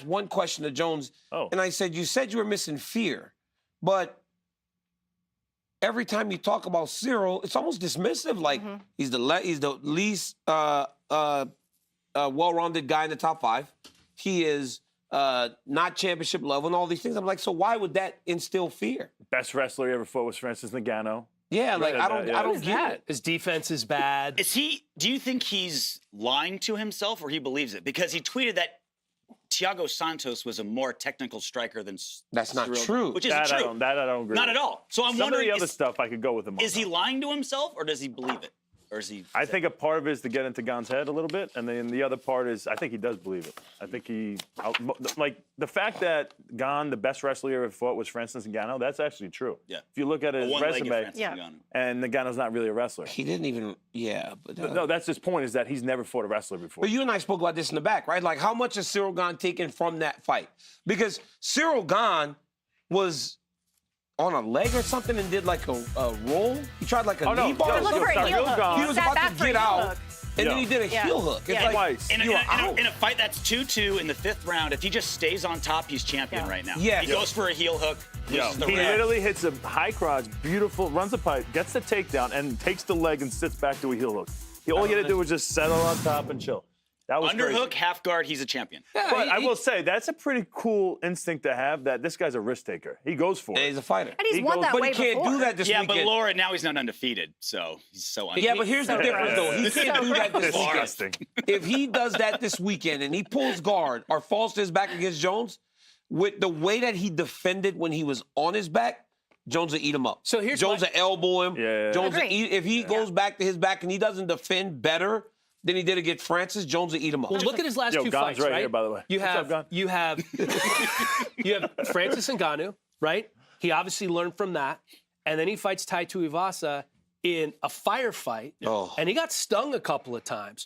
2 fights, potentially, he learned a lot about himself in, right? He did, but also maybe let us know that there's some fight IQ. You know, I like the idea of taking risks, but in championship fights, like it's still so new for him. But like, so now he's barely been fighting. I know. He told me that the other day. He's been fighting for like 4 years. The biggest skill gap in these two isn't the wrestling; it's the fight IQ. Yeah, but does he learn from that though? Like, I mean, 5th round, he won the first 2 rounds. First in that 2, fight, yeah, right? easy. And then he got wrestled in the 3rd and 4th. 5th round, he gets a takedown. He sits to a heel hook. Does he learn from that, or does he keep that type of mindset? Because do going you want to into this take that from him? Because that's his finishing instinct, right? That's his willingness to try and go for the finish in the fight. Do you take that from him as a coach and say, hey, man, let's just take the position and keep the position if we get there? But again, you don't lose. You get chances to learn. Against Jon Jones, you do. It's a unique situation. Like, the great Dean Thomas made a great point. He's like, he got that move on Francis Ngannou as teammates multiple times. Like, he's tapped out Francis Ngannou in the room with We know that, or we're just speculating? No, they were training partners, and that's what he said. He's like, this is what I've gotten him in. Oh, okay. And so he's thinking, okay, this is a unique situation against a guy I've caught before. I don't know if he does that against, like a Jon Jones or any other fighter. You never, like, even the best jiu-jitsu guys, you don't take top position and sit back to guard to grab a heel hook. That's not smart. What I loved about talking to Cyril Gane the other day, on my YouTube channel, you can find it, it's live now.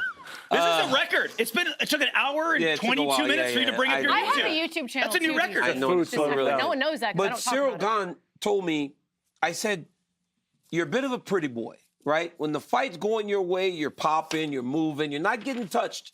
I said, but then when Thai hits you, you turn into a dog. Yeah. He was like, when I was doing Muay Thai, it was the only way I fought. I was always a dog. He goes, so if I need to be, he goes, I can just beat this guy. If I need to beat a big dog out there against Jon Jones and show him why I'm the long-range heavyweight, that's what I'll do. So he's saying he used to not move like that? He used to kind of stay in the pocket? He said he loved to just kind of bang. Okay. All right.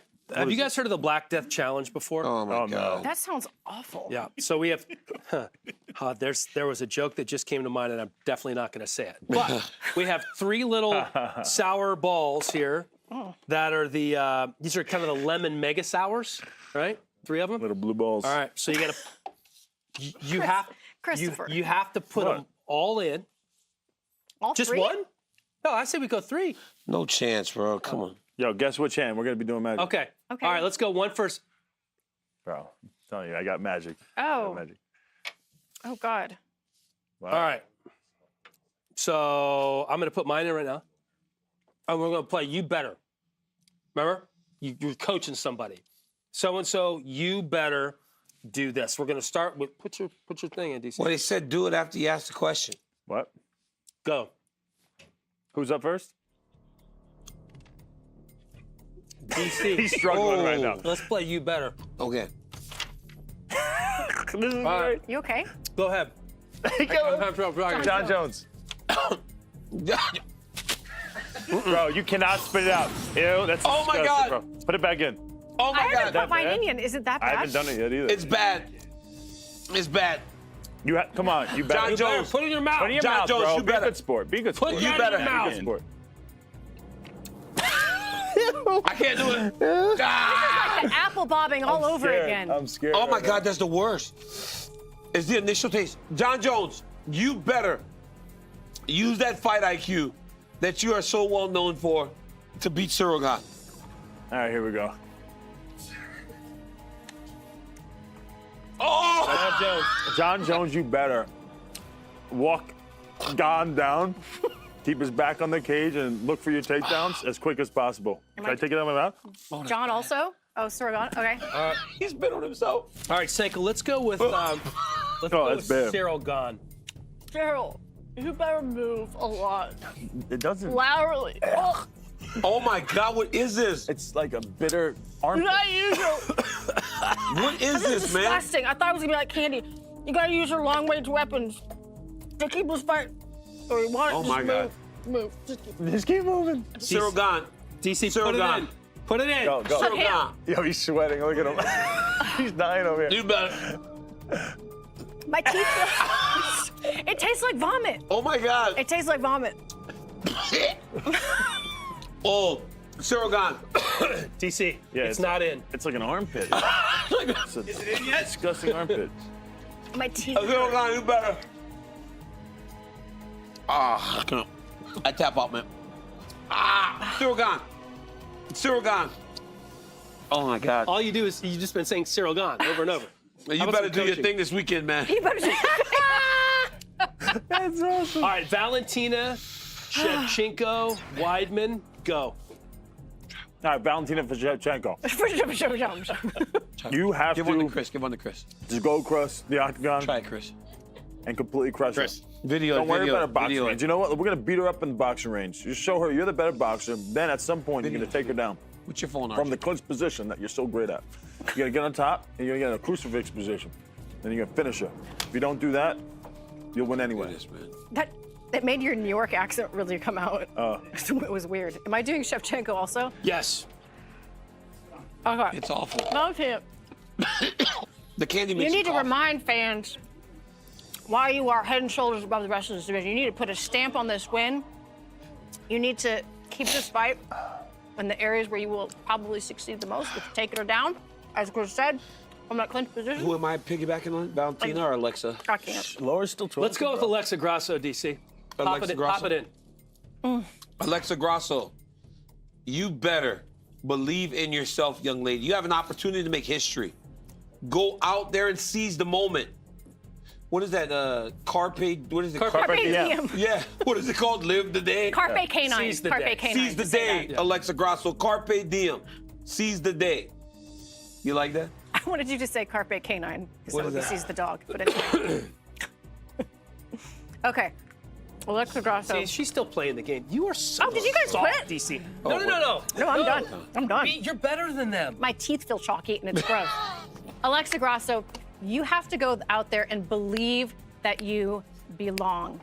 Stay out of physical situations with Valentina and keep this at the boxing range as best you can and get some respect from the champ as early as possible.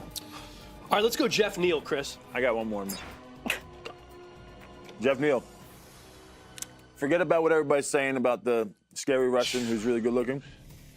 You go across the octagon, you get into the boxing range, and you explode on him. You put the power on him. You are the more explosive, more dangerous fighter on the feet, and you're being disrespected every single interview so far. Does it get a little especially from better? everybody on here. Does it get a little better? If you put it in water, I put in my It leftover gets drink. a little bit better. You got this. You better. All right, let's talk about the. Oh, it actually gets way better. Let's It talk tastes about your lollipop favorite now. It's a Shavkat. lollipop. You better. Shavkat. You better take care of that face. Oh. I'm just saying, take care of yourself out there. And that oh. Watch out for the power of Jeff Neal, but other than that, just go out there and do you. Yeah. Shavkat, you better fight with a little bit of range, because as you get close to Jeff Neal, it becomes more dangerous. So maintain your distance, only engage on your terms. Jalen Turner. Jalen Turner, you better defend takedowns. You better use those up the middle weapons. I'm talking uppercuts, I'm talking knees. You've got to discourage this guy from changing his level over and over again, trying to take you down and imposing his will on you. All right, you're going Bo Nickal, Chris. All right, Bo Nickal. Put a freshman in there. I'm a gangster. Bo Nickal. I'm giving you advice against a guy I train with. That's bad, Chris. But the goal is to walk forward. Don't be obsessed with if you don't get the takedown. It's so bad. So bad, bro. I need a break. It's awful. Oh, we done? have some more. We have some more weigh-ins to get to. We're not done Bo Nickal, yet. you got this. No, you don't got You guys this. doing okay? What? You don't got this. What did you just say? Jamie Pickett? I don't know. DC, the monster, Damon Blackshear. Yeah, Damon Blackshear, this is a guy that comes into a fight with a very highly regarded young athlete, but Damon Blackshear possesses a lot of skills. 136, the official weight for Damon 136 for Damon Blackshear. He possesses skills that can present problems for Basharat. He's a great submission guy off of his back. Maybe not great, but he does a great job of chasing and finding submissions and a really good job at finishing fights. All right, a look at the numbers for one half of our main event. Cyril Gane. What an impressive career it has been thus far. Still kind of new to the game. And he is joining us now here on set. Cyril, you've been very respectful all week with Jon Jones, talked about the fact that he's one of the greatest, if not the greatest of all time. And he's provided a lot of critiques about your fighting style and your game. Have you heard those, and what have you thought of? Yes, of course. For me, it's always exactly the same mindset, like every time in my life. Respect for anybody is always like that. And yes, I can hear some things about him, like he disrespect me a little bit on my striking game. So some stuff like that, but I'm okay with that. You see, I'm okay. I don't give. You're always so mellow. It doesn't seem like anything really rattles you. This is exactly what I like to say. It's really hard to be under my skin. I'm maybe because I started this sport very late, and I don't know exactly, but I'm really aware about what is the MMA, the UFC, the game around this, and so I'm okay with that. Do you feel like you learn more about yourself as a mixed martial artist from your fight with Francis Ngannou or from Tai Tuivasa? I think both. It was really different. I knew me already. You see, a lot of people talk about the fight with Tuivasa, make me more on the way to be a dog. But I was already like that in the Muay Thai, you see. After that, I was more fighting with the fight IQ. So yes, I learned that, but we knew already. Again, Francis, it was my first loss. And this is put me on my mind more maturity, because since I started the MMA, I was on the floor less, no pressure, no matter what's gonna happen. And my first loss gave me more maturities, and now I know what I want. What do you think is going to be the biggest surprise for Jon coming up to heavyweight? What I expected about him? What's going to surprise him? What's going to surprise him? Biggest difference going to heavyweight. Oh, okay, sorry. I think my footwork. I think, like everybody know already, I got a good footwork and I move very well. So, and I manage my distance very well. I got a good job. So we will see. We will see. For both of you, this is the longest guy that you've ever fought, and you are also the longest guy that he has ever fought. What are some of the things that you did in preparation to make sure that you can keep that distance where you want it? We work on different way. We work on to manage distance, a really long distance. We work on the middle distance and the short distance. So, and for that we had a really great sparring partner. So we work like that. In your fight against Francis Ngannou, when he was pressuring you hard to the cage, you took some really good shots, like going in for your takedowns. Is that something that you feel like you're going to utilize in this fight, and something that's being underestimated by Jon Jones? Yes, of course. A lot of people talk about the fight against Francis, talk about my wrestling game and my ground game. But me, I'm confident on it. I'm really confident on it. He surprised me. I did some mistake with Francis, but truly, I'm really confident on the wrestling game and the ground game also. Yeah, your high crotch that you hit on Francis Ngannou was super quick, and then you ran the pipe, you took him down, but then you end up going for the heel hook. You sat back the heel hooks. You do that to Jon Jones. You get on top of Jon Jones, you run the pipe, you put him down. Are we staying on top, or are we going for that finish by heel hook? Everything. He's never tried that heel hook. He's like, how about I do that without the toolbox? No, I'm really confident on it. No, seriously, I can do a beautiful thing on the ground game already in my gym with the high-level wrestler and the BGG guy. Really. So that's why I'm confident. But I need maybe more experience. Maybe I learn a little bit more because I want to do some stuff too fast. Because I'm confident, you see, because I'm too much confident. But yeah, no, I'm okay. Cyril, what did you see when you and Jon went face to face yesterday? Because generally, Jones he kind of looks down or looks away. He doesn't make eye contact with his opponent. But you and him, he pushed the belt away and got right in your face. What did you feel in that moment? Exactly, I don't know. Exactly, but for me, I was confident. I was confident. And yes, he did some stuff like look on me, he smell me a little bit. No, I'm not sure, but take it to the set. Like a dog, like a bad boy. Yeah. But he's okay. I like that. But you like that, huh? Yeah. You don't know you a dog too, though. Yeah. Everybody know I can be a real dog. Yeah, that's what I'm talking about. Cyril, so how do you deal with the kicks, right? Because that's generally what Jones made his money with guys like myself and the other guys. It's a lot of kicks because he didn't have that one-punch knockout power. He said he possesses that now. How do you deal with not being at that range where you guys are just exchanging kicks? Yes, that's possible. You have a good kicks. I think I have a good kicks. Oh, you got good kicks. Yeah, I think so. He still got pretty small legs too, huh? Yeah, but even if my legs is not big too, so you got some big old thick legs. Yeah, maybe I'm gonna be bigger on the legs, but you know what I mean. I don't judge. This is mean nothing for me. The guy can be like that, but can be strong. Yeah. Yes, I'm ready for this war also. Cyril, I appreciate the time. Good luck. You're just unwavering. What are you about to do for the rest of the day? Play FIFA? You usually playing FIFA all day, chilling, hanging out? I kick my guy this morning every time. You win all the time in FIFA? All the time. What's your team? PlayStation 5? No, I can use every team. Paris Saint-Germain will score at first, but I'll beat you with the United States national team. Everything you want. I'll beat you with the United States national team. You could play with England. You talk too much. Did you see? Yesterday, he told me he can match me in the basketball. Yes, I can. He can match me in the golf. I can beat him in golf. These guys Has he done any of it? Cyril, No. He's the worst golfer sitting up Yeah, far. for sure. Look at his body. Can't play basketball. For sure. Cyril, listen. I'll get, before you leave, give me your gamer tag. I'm going to play you online in FIFA, and I'm going to beat you with the United States national team. You can play with England.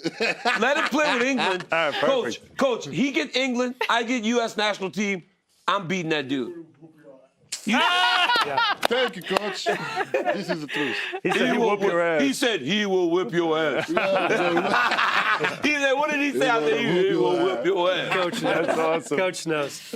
But Cyril, thanks, man. This was fun. I mean, we'll bring out the game next time you fight. We'll bring out FIFA, and we'll see actually what happens here during the weigh-in show, if that's okay with you.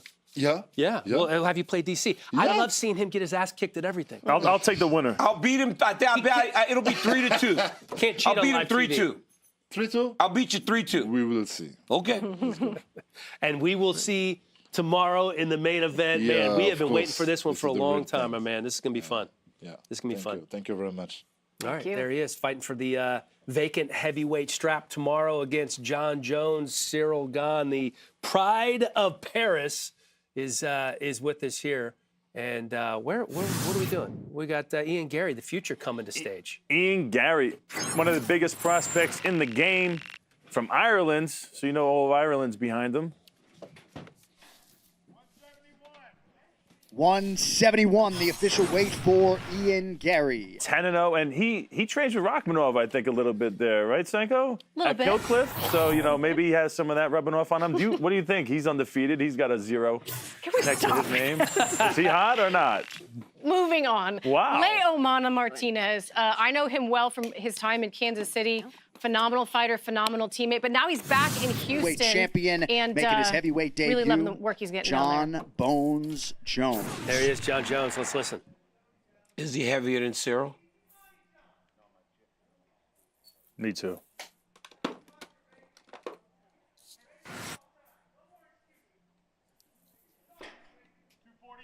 Ooh. 248 pounds, the He official was about weight 245, for so Jon I think Jones. it's 2.5, 3-pound difference. And with that, your UFC 247 and heavyweight a half, title I stand fight corrected. But is now Gane had official. abs, had more abs and stuff, but he's got good deltoids. So, DC, let me ask you this, since you bounce back and forth between heavyweight and light heavy, did you feel like you were a better fighter when you had to cut weight, or did you feel like a better fighter when you didn't have to cut weight? I thought, if I'm being honest, I was pretty damn good. Everywhere, either way. I was the champion both. So you know what I'm saying? Sometimes you got to just say it a little bit. But the reality is this. The reality is this. I felt in better shape at 205. Right. Because I had to do so much to get to 205 that I was doing extra training. I was running more. I was doing more things to get to the weight, so I felt a little better. So I tended to, especially the second heavyweight run, I would try to pace myself more at heavyweight because I was unsure whether or not I could keep the pace that I would keep at 205. And I wonder if Jones is going to have to do the same thing. Did you cut weight at heavyweight, though, too? No. I was like 235 pounds. That's it? You weighed in at 235? Yeah, Damn. but it was like still more weight because I only fought at like 221 when I was fighting at 205. I thought you were like, no, I never. You were cutting weight, bro. You were cutting crazy weight. I thought you were like 230. I would diet down to 225, and then it just never got back. You can't put it on that fast. Chris, you moved up once. Yeah, thanks for bringing that Didn't up. go That as you would have hoped. Yeah, what was the difference for you? For me, it made me a little lazy. We're just putting you on the spot all day. Right? Isn't it, Chris? Hell, how do you come at me? You don't know the difference between wrestling and grappling, all right? I had to explain that to you. But yeah, no, I think for me, it was weird when you're doing a fight camp and you're not trying to cut weight at all. You're not trying to get in crazy shape because you don't have to lose any weight. You're actually trying to put weight on. So it makes you a little lazier, I feel like. And then fight week, not going through that normal process of cutting weight the whole week, it's kind of weird. But did you do a little bit, even though you weren't having to cut the weight, you like get to 207, 208, just to have to lose a couple pounds? 100%, yeah. You I have still to. cut weight. Yeah, regardless, to just try to keep that normal fight week routine. Yeah, but it does make you a little bit lazier because you're like, I don't have to do this extra run. Why wouldn't Jones do that and get down to 235 and just feel? Well, he said he was up to 260 something. He's been out for 3 years. I think his goal was to come back as like a big heavyweight. He thought he was fighting Francis Ngannou. So you look at Francis Ngannou, all right, I got to be pretty damn big to deal with this guy. Because Francis is at 265, right? Yeah, he's like a legit 265. But let me ask you this question, and we talked about this a little bit last night with Jones, right? Weighs into 248. Is a little heavier than what you would have imagined, right? Because he almost said he took 3 years to bulk. When you hear 3 years to bulk, you expected him to be this hulking guy.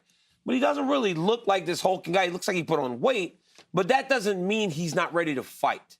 Right. You know what I'm saying? So I saw like when he first had put his photos out, he had got a whole bunch of bad comments, and he actually was responding to them. Was he? He actually responded. On Instagram and yes, stuff? he actually responded to the stuff that he had heard.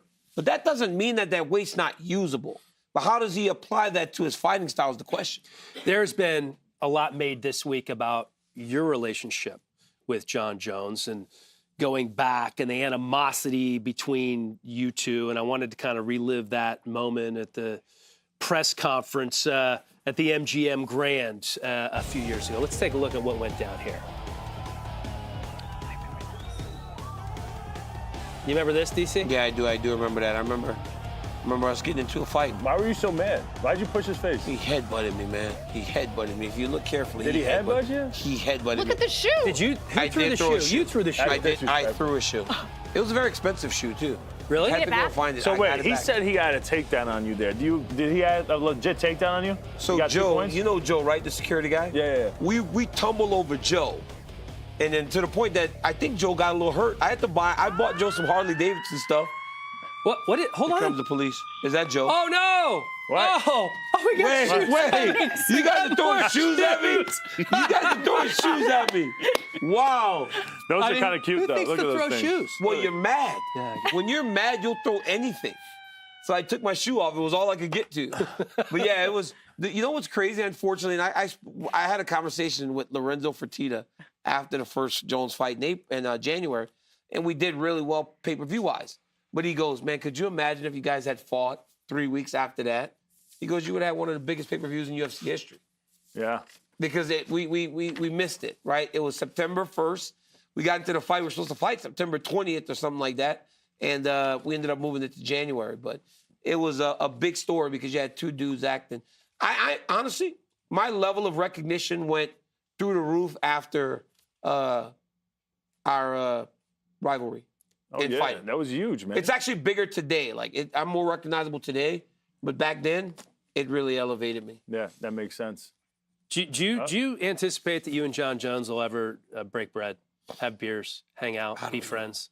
I don't even think that far ahead. I'm here working, man. Like, what you talking about? Yeah. You asked me, it's like y'all just never happy, man.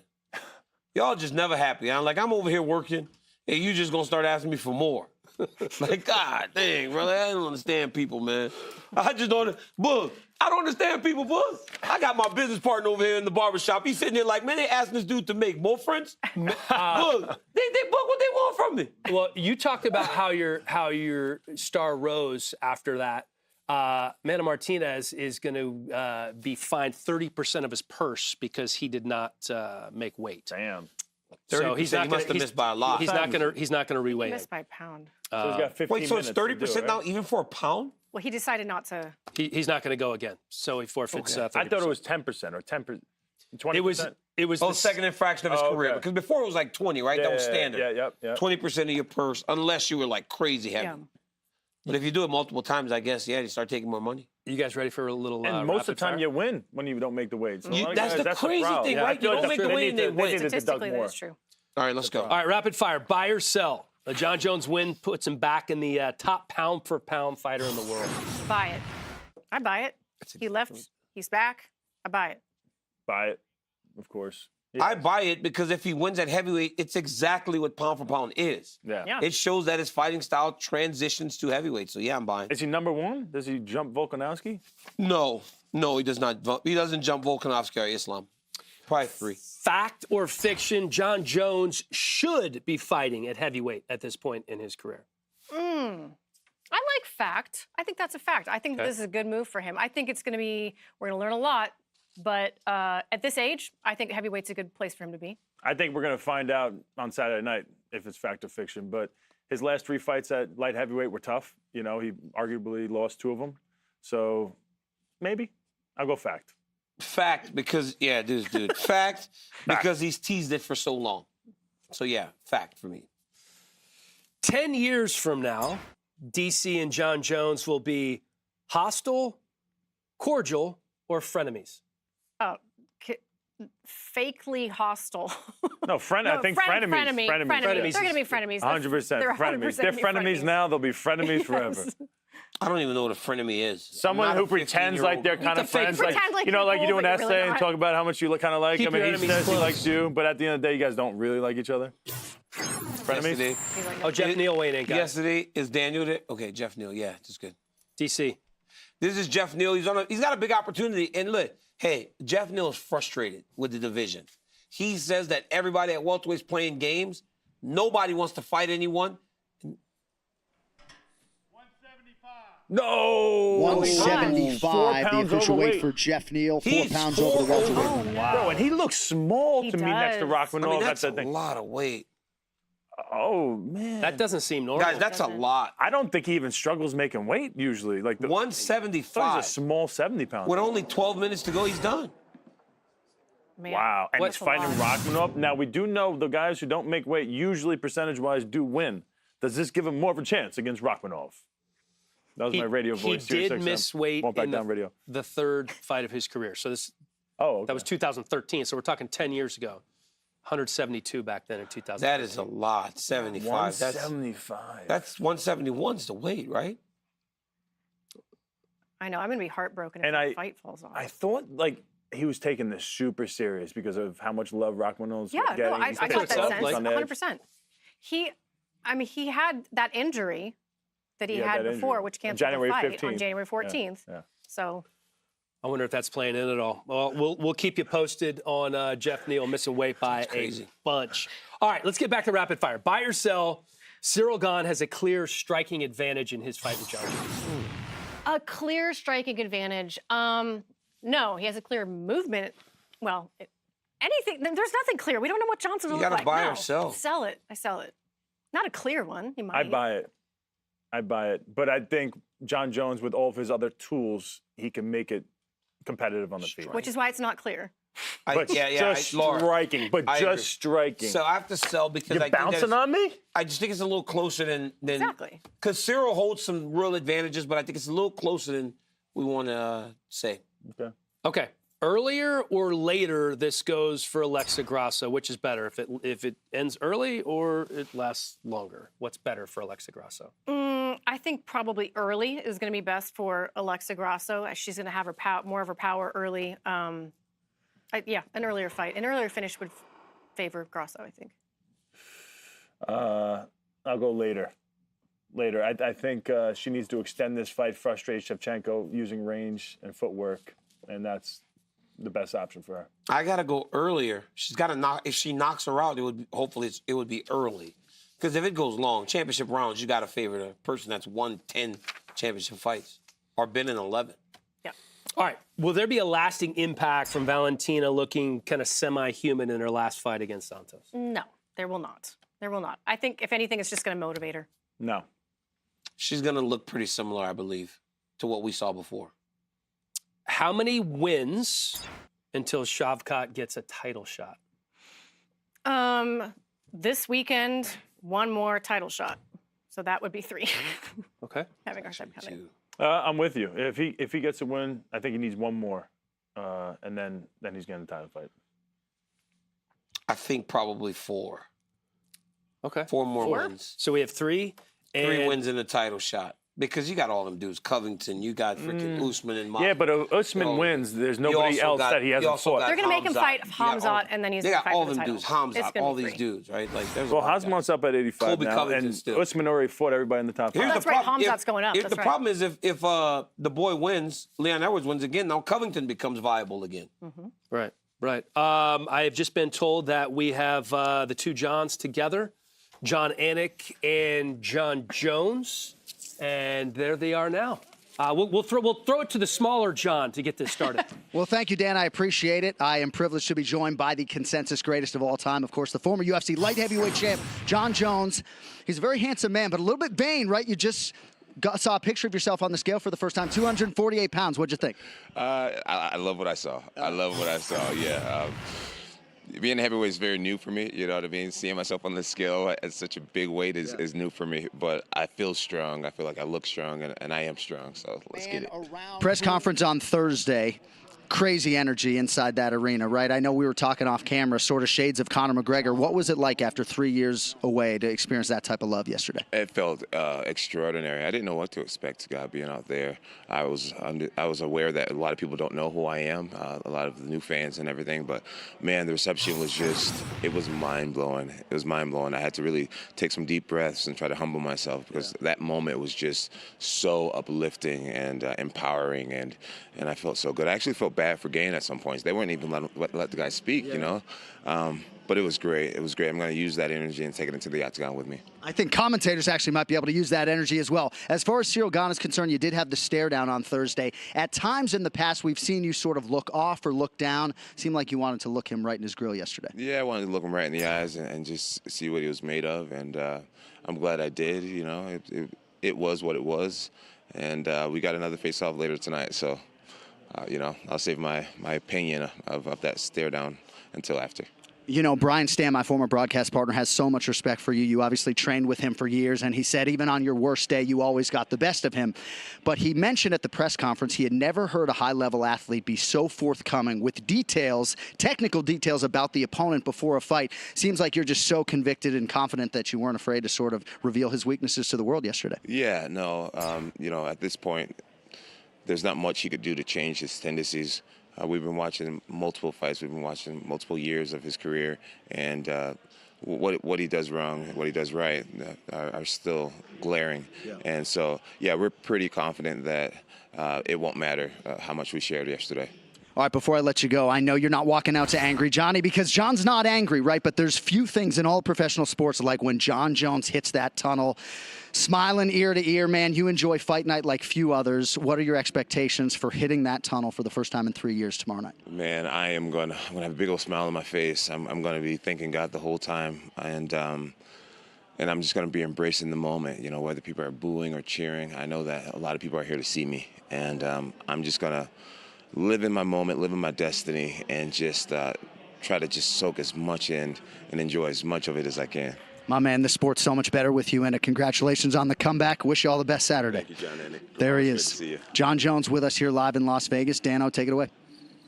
All right, great interview, Anik. Jon Jones, the greatest of all time, making his return to the octagon for the first time in 3 years and fighting at heavyweight for the first time for the vacant title. It's going to be a fun night tomorrow. A once-in-a-generation talent. A collegiate wrestler whose true calling was combat. He's a real natural talent. Makes up moves on the spot as he fights. Fantastic throws. Creative. An incredible athlete. But Jon Jones dispatched light heavyweights with ease. Look at that ground and pound. Beautiful takedown. Oh, my! The it factor meter just broke. If he wins, he'll become the youngest champion in UFC history. Trying to finish this fight. Shogun's badly hurt. Jones is the youngest champion in UFC history. Legends. He stops Rampage Jackson. Oh! Yoda's in trouble. He's out. He is the present and he is the future, and he might be the greatest talent that we've ever seen in the UFC. Oh, nasty. He has beaten Glover Teixeira up. Hall of Famers. John, take it down, DC! Cormier's in big, big trouble. That is it! Jon Jones has done it! Top contenders. That's a dangerous, scary man to be in front of. Jon Jones is a winner. He's a guy who knows how to dig deep. The most championship wins in the history of this organization. The most unique talent in the history of sport.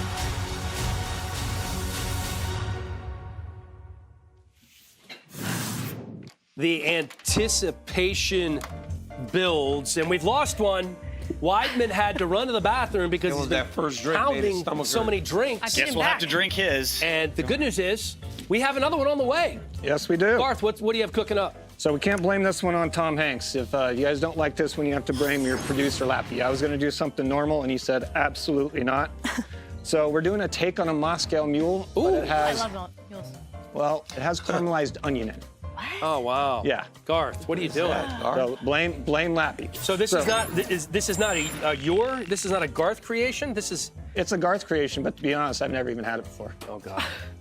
You made it, but you haven't tried it? That is. Should we wait for Weidman? Well, here, let me. Is this a Moscow donkey There is then? caramelized onions in there. Yeah, I see it. Yeah. All right. Cheers, so buddy. Cheers. Is DC not Moscow doing it? Mule. All right, we gotta wait. All right, I'll have a sip while we're making one. Senko took How forever. did I beat you? Because I had to use your bathroom. Someone was in the boys' bathroom. You just went in the women's bathroom? No.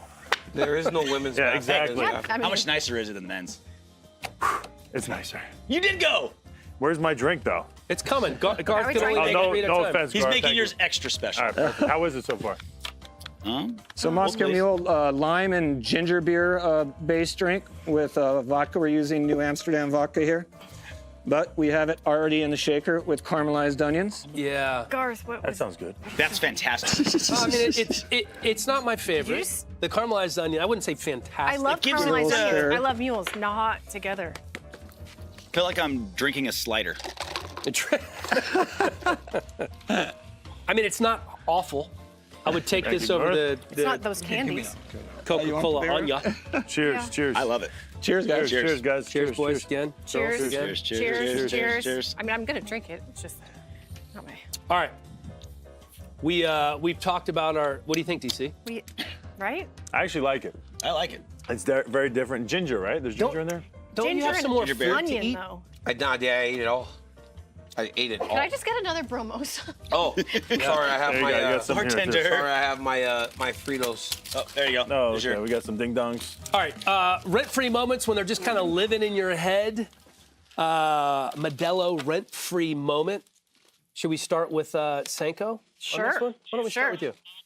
The year was 2011. Wow. We were all dripping in affliction and tap out.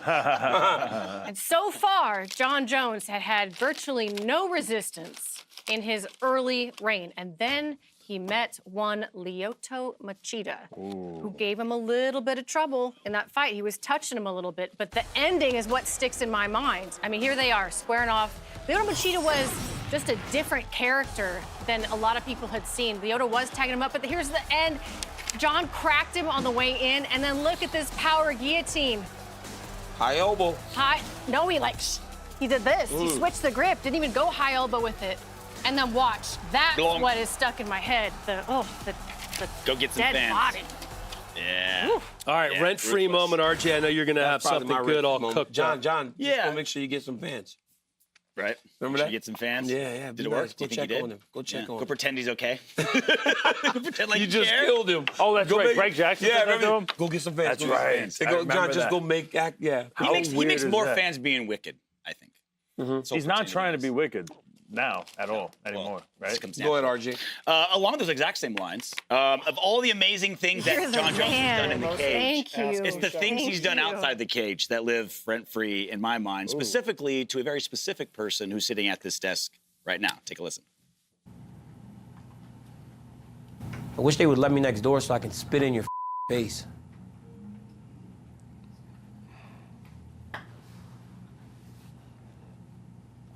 You know I would absolutely kill you if you ever did something like that, You right? could never kill me. Oh, I bet you I could. Then you should try, John. You really should try, No, John. I would literally kill you if you spit in my face. Yeah, let's try that, John. Literally kill you. Let's try that, John.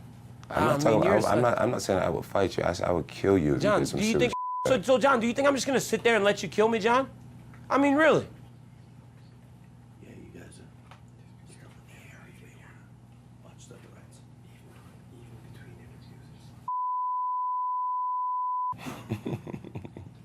interviews. Coming from a guy who's 5'10". Oh, it doesn't matter how tall I am. It does not matter how tall I am. But you're such a... How much you weigh right now, fat? Enough. How about you? I'm about 220, 223. Good. Feeling That's nice. strong. Man, Daniel, you're weak as today. Okay.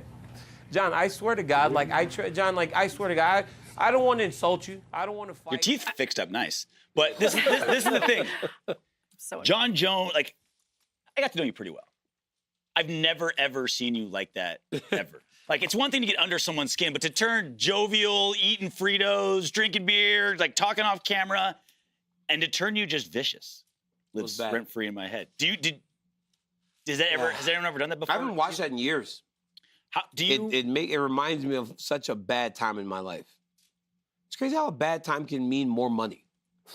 Right? Isn't it weird? You can be so miserable on one end, but on the other end, you're fucking just rolling in the dough. That's what people want to see. That's how good you are at making money. It's not the same for us. Do you look back on that and say, like, I'm embarrassed how I behaved, or he deserved that, or that was natural? Bro, you know what was crazy? Because, like, right after we were done, we were, like, yelling at each other, talking like this for, like, 5 minutes.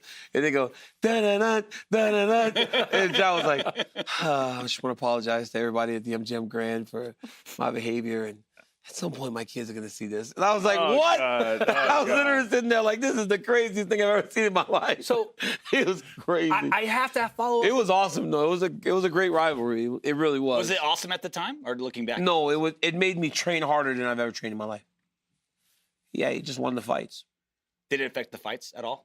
That back and forth with him? You don't think you had emotion going into those Little fights? bit, but like, did you try to not have emotion? Like, was that something? No, because you know you're not just let supposed to it. fight. Yeah, whatever. It was just fight. So you talked about that moment, and then the SportsCenter theme song comes on, and you go on, and he's all jovial. Do you believe this Jon Jones? Do you believe the one who's grateful is like every other word that he says right now? Do you believe that he's changed? I don't really know about that, man. That's not my place, right? Yeah. Like now I'm a commentator. Yeah. I did this ESPN piece the other day, and there was a line at the end, and it was like, it made me feel like I was almost still the competitor. I cut it out. I go, I'm not going to fight this guy. Right. Right? Like, that's not my job anymore. So the answer to your question, Dan, is hell no. let me follow up with my rent-free moment. It was UFC 165. It was Jones Gustafsson 1, and I mean, this was an all-out war. This is in the UFC Fight Wing Hall of Fame. This was an unbelievable fight. Amazingly, Jones talked about this after the fact. He said he was partying, didn't really train that hard leading up to this fight. Ends up winning this epic battle by decision. And this was a different time in his life, obviously, but it was still one of the most amazing fights that we've seen, which is why it sits in the UFC Hall of Fame right now. So this is my rent-free moment. And he won the fight. Yeah. Everybody acts like it was so close, but he won that fight. Yeah. My rent-free moment is when Jones and Cormier were on stage. Dude, what they got in trouble. They got in each other's faces, and then they went overboard. And Jon Jones got the takedown off stage. People were injured. This went crazy viral. Like you were talking about how viral this got and how big it made our sport way bigger. It made it more mainstream. So as disgusting as it is, it was better. My rent-free moment was when Jones was fighting Vitor. And this is the first time I realized how tough this guy is, because he was in a very deep submission against Vitor, and he just stayed in there. Could have got his arm broken, right? He had him in an arm bar. I think his arm popped. Yeah, his arm popped out. A little bit, yeah. He gets up, and not only does he win, he submits Vitor. That was the moment that me as a competitor goes, this guy's a little different, right? It's going to take a little more if you want to get to this dude. And I hope that Cyril Gane and everybody that fights him recognize that. It'll never be easy because he does compete at a different level. All right, 3 years away from the octagon, Jon Jones is coming back, so we have to ask about favorite returns. 3 years was a little hard. That's a really long layoff, so we made it at 2 years. Let's start with you, Chris. Tatiana Suarez, that was last week. She came back almost 4 years later after dealing with neck issues and her complete reconstructive knee surgery.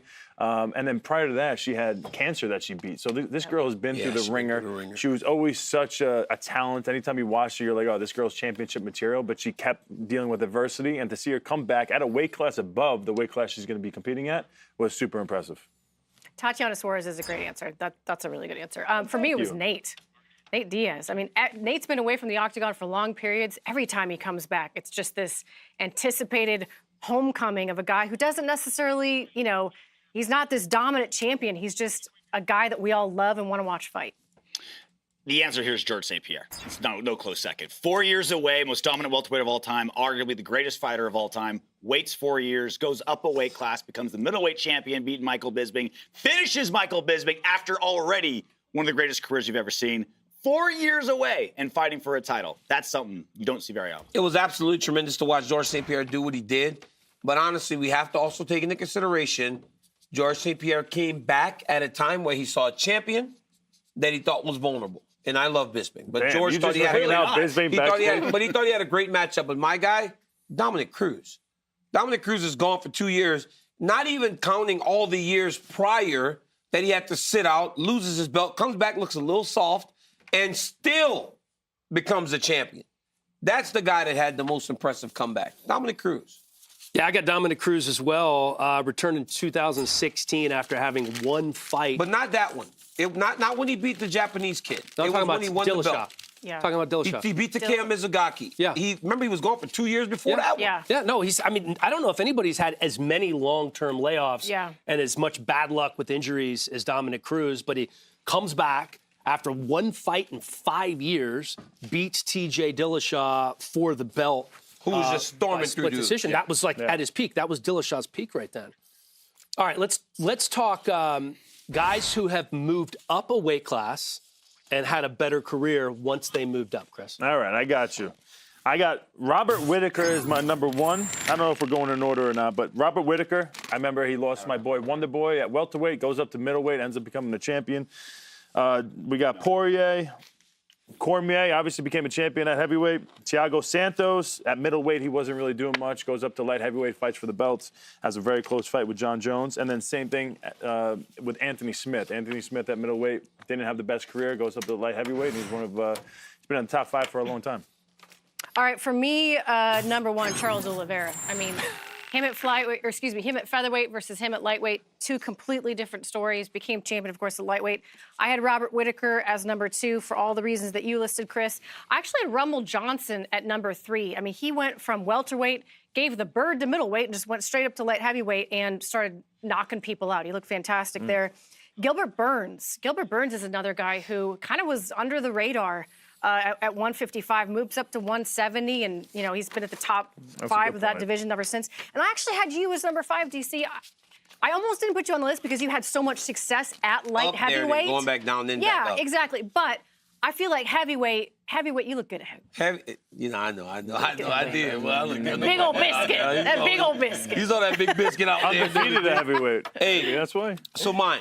Dustin Poirier. Yeah. Right? Remember he was at featherweight and he was good, but he got beat up by the Korean Zombie at 45, and it was like time to go up. Interim champion, everything else, beat Conor McGregor. Number 2 is Anthony Johnson for me, because that dude went from barely making weight, hardly ever making it, went up and fought in the PFL at heavyweight, found success, came back and knocked out Gustafsson in Sweden in front of 35,000, fought for the belt twice. Gilbert Burns at number 3 for me, because at 55 he was good, but now he's fought for the welterweight title. He's constant in top 5, and he's still viable. Masvidal at number 4.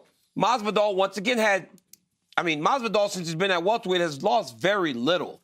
He had a lot of losses at 155. He's fought for the belt twice at welterweight, now going up and became a big star. And guys, I agree with everyone else you put on the list. But how about Alexa Grasso? She was at 115, and she was struggling.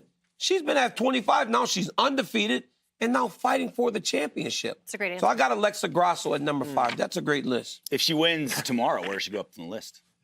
She starts to climb, because all the people we listed, no one actually won the belt. Yeah. All right, my turn. Wait for the graphic to pop up because I don't have my card with me. There you go. I don't have my glasses on either. Number 5. Right here, buddy. Right there. George St. Pierre. It's hard to say, like, all right, his career turned around. He's the greatest welterweight ever, but you go up a weight class, become champion, you got to be on there. Amanda Nunes beating Chris Cyborg at 145, arguably the greatest win in women's mixed martial arts history. You got to be on the list. Yeah, you're still the greatest bantamweight of all time, but you go up, you got to do that. Anthony Smith, he lost to Josh Neer at 170. All right. I mean, the guy's like, he's got the dentist. The dentist. No knock to the dentist, but he had a lot of losses lower. Goes to 205, gets to fight for the title. Would have been champion if he didn't have giant brass cojones and took that knee from Jon Jones. That's a good point. He could have easily just said, I can't fight anymore. Would have been correct, and he would have been champion. Jorge Masvidal. I mean, not so much like he became champion or had amazing wins, but he came top 3 biggest stars in the UFC right now. Top 5 at least after going up a weight class. And Robert Whittaker. 170, kind of an also-ran, right? Won the Ultimate Fighter, kind of hanging around. Goes up to 185 and becomes champion. And he's always going to be. How am I the only one with Charles Oliveira? But I missed Robert Whittaker. That's one that I feel should have been on everybody's list. Yeah. It was on mine. Yeah. All right, Jon Jones to be on this list. What does he have to overcome? What's the biggest thing that he has to be thinking about moving up to heavyweight? He's got to win. If he just wins, like it is pound for pound. It's everything. If he just wins, and he wins, if he defends the belt 2 times, if he defends the belt the time, it doesn't matter what you do. When you become the heavyweight champ of the world, you're the baddest man on the planet. You're the biggest. You're the baddest. I agree. He just got to. If he wins this fight, he's on this list. How many times he won at light heavyweight? He goes up to heavyweight. He wins a championship fight against a guy like Gane. You got to put him on this list. And obviously, pound for pound, he's up there as well. Going to lose to some British guy on this thing called Polaris next week. Oh, wow. Why? Going to lose to some British guy on the thing called. I don't think so. I don't think so. Yes, I do have a grappling match next week at Polaris. I can't wait. His name is Owen Livesey or Livesey. I think it's One or Livesey. the other. What do you think? Livesey? I think it's Livesey. Why? Are you English or something? No, but I saw it earlier. We looked it up. Okay, Livesey. He does his homework. Yeah, thank you. I already did my list. What does Jones have to overcome? Sango, pull Listen. together. She lost it for a minute. We don't see that very often. In terms of what does he have to overcome at heavyweight, or what does he have to do to get on this list? How does he get to this list? I mean, guys, in terms if nobody's told you, or if Laura has forgotten to tell you, she does call fights now. Yeah. I'm not sure if you're aware. If you're within earshot, yeah, Laura will tell you. It's not me saying it. It's not me saying. Sorry, it's kind of a big she's deal. slumming it on the way in. Sorry that in March that I'm the Slumming it. first. I mean. Sorry, in March or what? Sorry that in March, which is Women's History Month, that I made What was history. that? Munch. Not March. There you go. Have your You called it in February. Anyway. You called the Am I fight in still talking February. about- Is this show going downhill right I now? called What's 2 in happening? February. Yeah, that's what I'm saying. So what are you talking about March Women's History Month? This is March. This is Women's So History what are you doing Month. in March? I'm being a woman. Oh, I'm okay, being the okay, first okay. female commentator. Still, thank you very Hey, much. can we get a Yeah. font for Dan Helly? This guy just walks around here unscathed. He just makes fun of us. Thank you, boys. I don't have a font. Oh, he's actually That's he did not call it a UFC fight, but you are weekly on the slap competition. March 11th. Yeah, the pay-per-view. It's not a pay-per-view. It's going to be on rumble.com. Oh. You can check it out there. It's going to be very entertaining. Doing it with Michael Bisping. It's gonna be Wow. a What do time. you think of this? Congratulations. I love it. He loves it. I think it's pure entertainment. I think It is. it's made for the microwave society that we live in right now. What? Uh-oh. What? Someone's What's throwing this? shoes. What's this? Oh, more shoes coming! Wait, don't lock me. Siren! Where do people get shoes from? It's like, where do you get shoes What's from? wrong with me? That's beautiful. That was terrible. Dunk on him, Weidman. There goes the freaking alley-oop. Why do you have to try to make fun of me? Why do you have to try to throw shade? Why did Oh, you because- take your shoe off? This? Yeah, that's like something an old lady does when you run it. Like, Oh, you just rip mad. the Was it slipper your off shoe and or It someone was else's my shoe? shoe. Oh, you Okay. took your shoe off and threw it. As security's pushing me away, I grab my shoe. I'm hopping, and You guys ready for a little trivia? Let's Oh, wow, I do thought it. we were done. Wow, No, we have more trivia coming. What? Oh Let's my see a bad gosh. throw. Are we gonna? Is it gonna be me? Yeah, it's. Oh my Oh my god. God! Look at where it went. I know. Laura, were you trying to hit me? Thank I'm- you for not trying to hit me. I'm hammered. Stick and ball sports, not. No, I'm a terrible All right, athlete let's try to except give me for this belt grappling, back and before I'm we get off hammered. there. It's not. All right, baddest man trivia. Okay, let's do this. What are we doing? Who did Stipe Miocic beat to become the baddest man on the planet at UFC 198? I'm so drunk. I can't. You're not. There's no way you can be drunk. Zero. There's a way. Who'd Stipe beat at 198? You know this. You guys, come on. This is taking forever. All right, let's flip them. Fabricio Verdun. I got it. Vai Cavallo. All right, in Brazil, who is the first ever UFC heavyweight champion? First ever Brazil, the first UFC Heavyweight? heavyweight champion. No, this is not in Brazil. Wait, is it a tournament or a Separate champion? question. Wait, what? Who is the first ever UFC Oh my heavyweight God, this is champion? going to be very difficult. Oh god. Oh, I'm just a guess. I'm just going to... He's a big. Oh wait, I'm wrong. Damn it. Wait, let me think. He's a big I fan gotta of guess slap. this one. I gotta guess. I'm just gonna guess this one. I'm wrong, but I'm going. I'm gonna guess it. Got it, Mark Coleman. Coleman. Marky Oh, man. Mark. Are you on the the- hammer? you're working with him Yeah, I lately. am. That's why I guessed All right. it. Damn it. Mike Tyson won 50 fights in his pro boxing career. How many were by knockout? Okay, no Price is Right rules, just closest to wins. How many out of 50 were knockouts from Iron Mike? No idea. All right, flip them. DC's right. 44. Damn. Wow, 44 out of He 50. barely ever. Yeah, I know he is barely incredible. went to decision. Gosh, he was barely such went a to decision. Stud. All right, 2 heavyweights have 13 total UFC finishes. Name one of them. This is at least 13 recent. finishes. Can do this. Name one.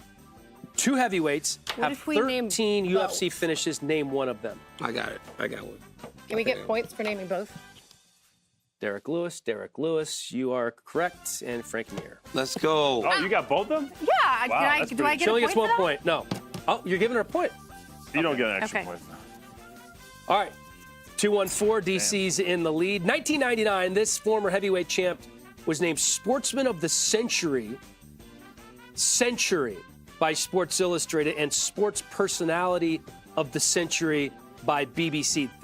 This is a boxing champion, a heavyweight boxing champion. Named Sportsman Yeah, of the that's easy. Century. Now that you say century, Oh, it's wait. easy. Yeah, I'm Oh, putting out no. the. What'd you say? Too late. Too late. Yeah. It was too long You to were write gonna go Muhammad. Lennox Lewis? No, because I didn't hear He from put Lennox 1900. I thought you said 1990, whatever. Oh my 9. gosh. Dude's crazy. Okay. man. Where putting out was Muhammad Ali born? What state? Born as Cassius Clay. Oh, I knew that. Where was he born? It's the South. I got right? that. You better Okay, know I that. think I know. Yeah, good work. Who was the first non-U.S. born heavyweight champion? UFC heavyweight The champion. UFC Yes, heavyweight first champ. non-U.S. born UFC heavyweight champion. It's easy. Oh my God. 3, Wait. 2, 1. Gane was an You interim. were so late on that. Gone interim. Really? Everybody's wrong. Boss Who Rutten. was it? Boss. Oh, boss. Dang it. Ah. Dang it. Dang it. From the Netherlands. All right, who was the last interim UFC heavyweight champion? I mean, dude, are we seriously doing that? That's easy. Everybody just put what you just had. There you go. Don't give me the answers, bro. There you go. Home. You All just right. put home. Gone. All right, you guys got one. Your handwriting's so bad. I know. 5-3-7 DC. We have one more. Oh, yeah, actually, DC, Oh, if there's more? you get this one DC, correct, don't- it's the last all one. All right? I just might not answer. Just make it Yeah, a little come on, make it interesting. competitive. This legendary boxing heavyweight became the oldest world heavyweight champion in history at 46 when he beat a man 20 years his junior. I'll tell you who he beat. 46 years I'll old. tell you who he beat. Flip it. Riddick Bowe. He beat Riddick Bowe. No. Remember that? Got it. Michael Moore. Michael Moore. Oh, that makes late, you wrong. late in the fight. Boom. So is it. Dang It's it. over. DC has the belt now. For the rest of the time. I don't think so. It's not over yet, right? Seiko's having trouble lifting the belt now. Laura. I'm having trouble with a lot right now. Laura. What? Belt me. Hey, Garth, would you mind making us Laura, belt me. just whatever you belt choose? Laura, belt not me. I think he's got another drink. I'm not putting it on. I do. Place it on my shoulder. I will not. Place it on my shoulder. Ow. Jesus Christ, Nico. That's assault. I think Weidman should spin. He hasn't spun in a while. Well, who gets to decide? I will DC. I will make Weidman You don't have spin. to make me spin. Go ahead, spin Weidman. Yeah. Right, See, Laura? Garth, what are you There's making over there another? as we wait for Chris to walk over to the Wheel of Doom? First, I just want to say thanks for having me. It was a lot of fun. You guys are really good sports. Thank you, If Garth. you're ever in downtown San Diego, please stop by at I will Cowboys. be, Bar. and I will. Can I say what I'm most impressed with about you? You're a great bartender. You were a little nervous, like your hand shaking. You didn't spill one I drink. really didn't. Not one. The table's a little wet. I mean, you are just amazing. I appreciate it. Are you Thank friends with Lappy? For a very long time. Then that explains it. Because Lappy is a. By the way, if you're old heavy school drinker. friends, everyone calls him Mikey. Mikey. His name is Mikey it is, Oh, so we'll baby. start calling you Mikey now, Lappy. Mikey, come on out here. Come out here, Mikey, with and your have a buddy drink Garth. from your good friend Garth.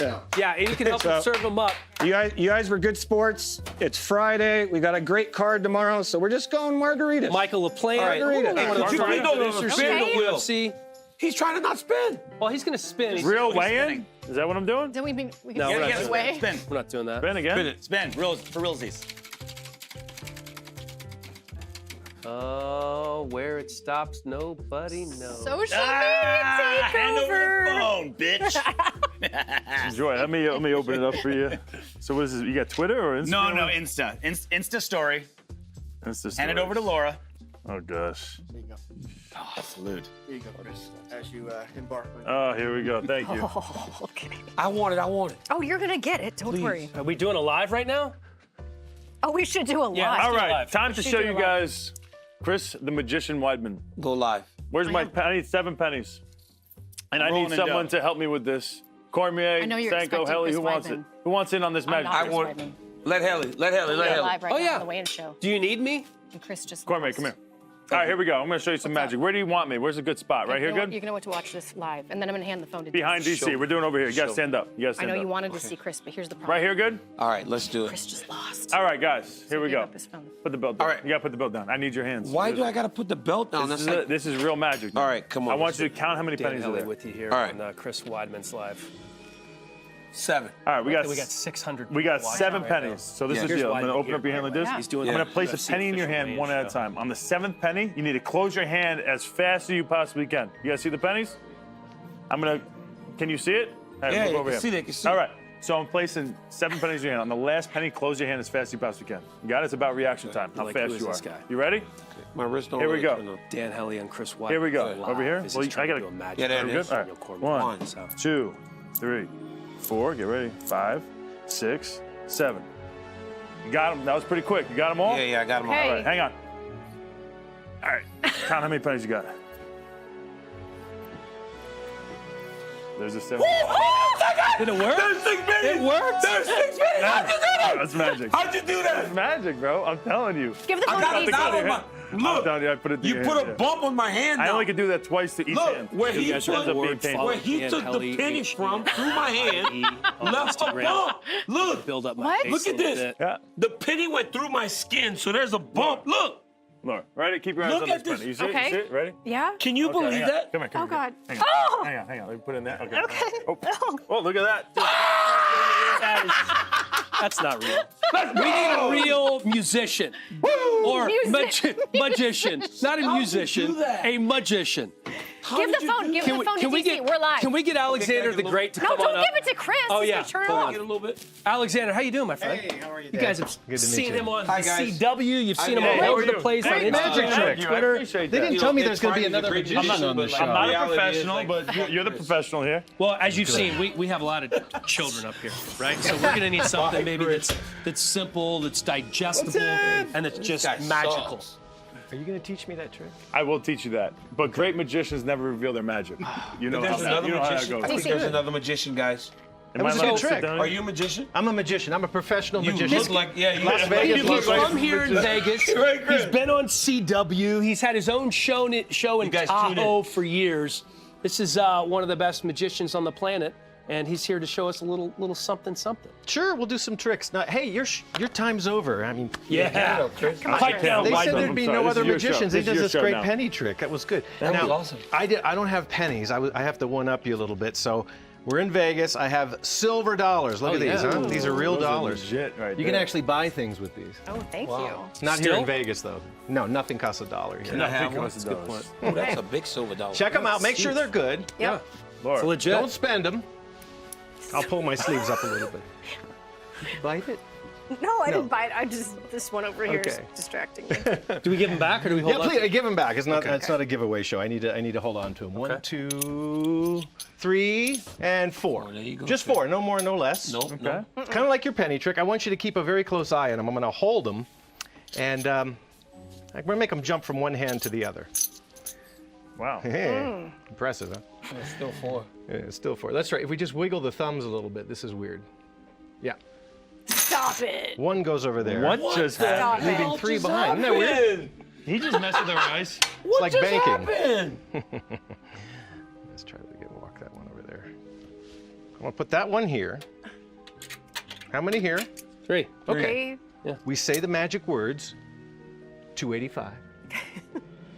You didn't say it. 285. Oh, there we go. Okay. 285. Did you hear it? It went. You can hear it when it goes. That Oh time. my It's two- gosh, how's he doing that? How do you No, do there's some shit going on. Just 2. No more, no less. You're watching as close as you can. I can't get any closer. Can you see? If you were any closer, you'd be doing the trick for me, Dan. 285. Say it. 285. 285. 285. That's it. 3 and 1. What? All right, we gotta focus. Guys, we gotta focus. I know, it's like Everyone baking. focus right now. This Get is your heads why they together. fed us all this alcohol. Thank you. Yeah. Okay, he was with. So you got 3 there now. Okay, so you hold them for me, Laura. Just take them and you squeeze them real tight. Okay, we'll see. One I'm hand. gonna No, make a squeeze 'em. fist. Don't around. let him go. Yeah, Is that don't let 3? go. Are you Laura, good at don't let holding go. on to money It's for sure? 3. Hold tight. All right, hold tight. tight. Now, Laura, hold I'm them gonna tight. come over here with you, just your fist. I'm gonna push this one, hopefully, through the skin. Did you feel it? I don't have it, so if you check, Laura, hopefully, please don't tell me you got 4 in your hand. that'd be a good trick, right? Oh! Wait a second. How did that happen? It's like you're betting. You know, you just did it on him. Oh no. I There's don't some know. sleight of hand going on. Did you feel that? I didn't feel much. You probably got a mark on your hand now. Look at your hand. See if you got a mark. Yeah, you might have that. See double. Whoa! Geez, that was cool. Problem with All right, that trick, guys. we start with 4 and Thanks we for end with tuning 4, in. so That's awesome. you don't multiply the money. I'm still working on that one.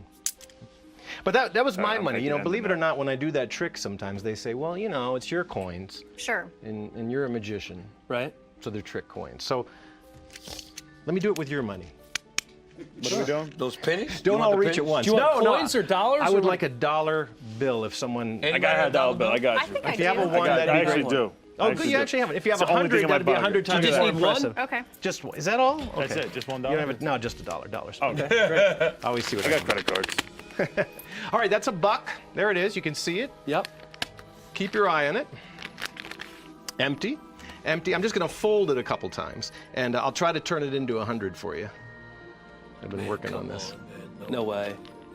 This is bullshit. Get it real small.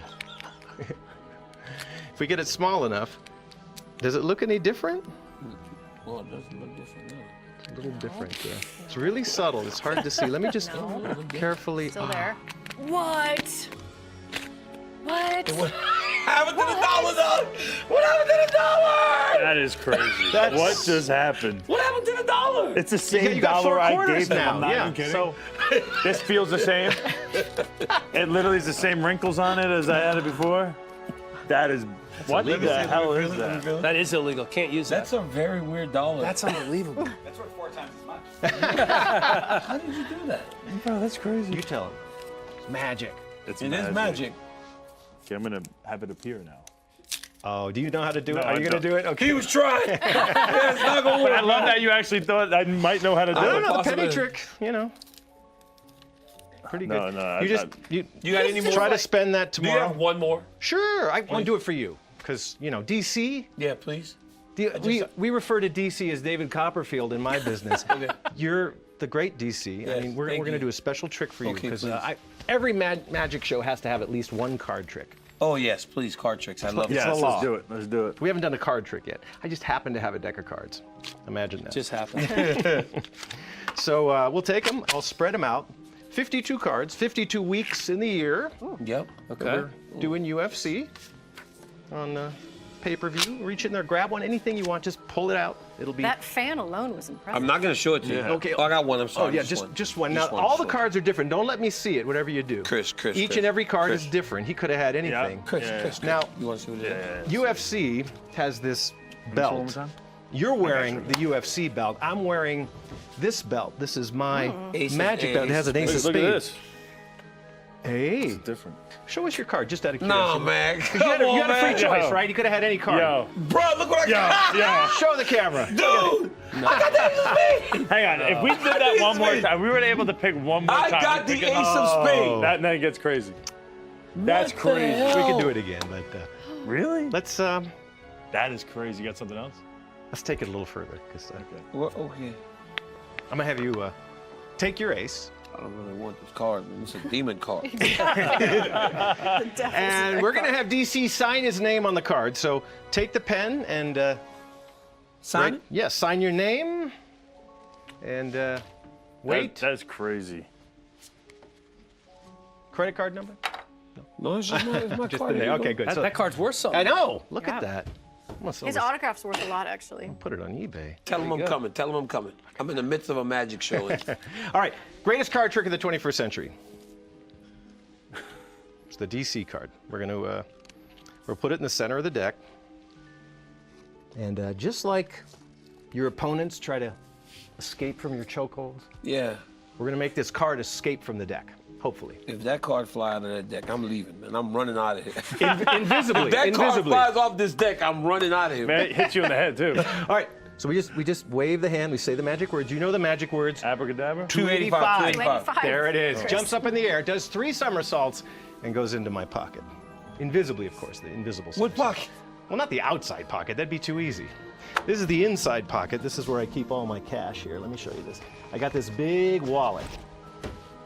And these are all the expired credit cards. But I wanted to draw your attention to this zippered compartment. We have a 285 envelope. There's not, There's not a chance in hell. There's not a chance in hell that card is in that envelope, man. There's no way that card's in that envelope. That would be crazy. When Deirdre called me to be on the show, I put a card in here. I'm gonna, DC, I'm afraid to look. You tear it open, see what's I don't want to I'm scared. Wouldn't that be amazing if the... If that card is in there, check. sign. I'm afraid to look. You look. Show it to the camera. Take it out. Bro! Ace of spades, right? Dude! Stop. Is it Ace of spades Oh! Is that your signature? That is my signature, Double check. bro. Make sure that's your signature. That is my signature. I just signed that card 3 minutes ago. DC, give him the bell. Earlier? Give him the bell. Get thee behind me, Oh Satan. my God. Oh my God. Hey, man, Thank here, you. man. Thank you. Yeah, that's So your good. belt, man. Oh, wow. You the champ, Okay, I like man. this one much You got better. one Out of here with You that. got one more. Thank you guys have been great. Wait, you got Thank one you. more, please? I'll put this. Start the Alexander car. the Great. Start the car. I think he's leaving. Alexander Magic 1 on Instagram and Twitter is where people can find Amazing. you. That's where I am. And That was alexandermagic.com. God, that's heavy. No, you It keep is. that over there, And- Alexander. Yeah, that's And yours. Alexander, is your show in Tahoe still going on as we speak? No, not anymore. was I just do amazing. like corporate and trade shows. Okay. So Well, thank you That so was much. amazing. my That pleasure. That was so You cool, guys man. were fun. How did you do that? I appreciate that. Maybe we'll have you back in July for our next big pay-per-view. That was Laura, great. thanks. Y'all take care. Real nice to Thank meet you. you. Great. Thank you. Thank you guys. Yes. Garth, thank you, Garth, Garth. Garth. Thank you, Garth. How do I get this dollar to go back to $1? Thanks. All right, Garth. I'm going to come down to San Diego. You're only 2 hours Good man, away Garth. from me. Please Okay, do. So we're going to come Please down do. and check it out. There's DC. Oh, look at that. The slowest chugger on the planet. Our second best magician on the show. Senko Hambone, 45 minutes into the show. Yeah, make this dollar go back. Hey, guys. And yes. Right now, we're done. Run to my YouTube channel. I'm interviewing Stipe Miocic as we speak. As we speak. Yeah. I don't see him here. Thank you, guys. This was fun. It was good to get the old gang back together again. right, Hopefully, baby. we'll be doing it again very soon. UFC 285. Horrible. Those are so bad. 2 titles on the line. The return of Jon Jones. That was my favorite. That was actually much harder than I anticipated. awful. Thanks for watching, everybody. Enjoyed the show on Saturday.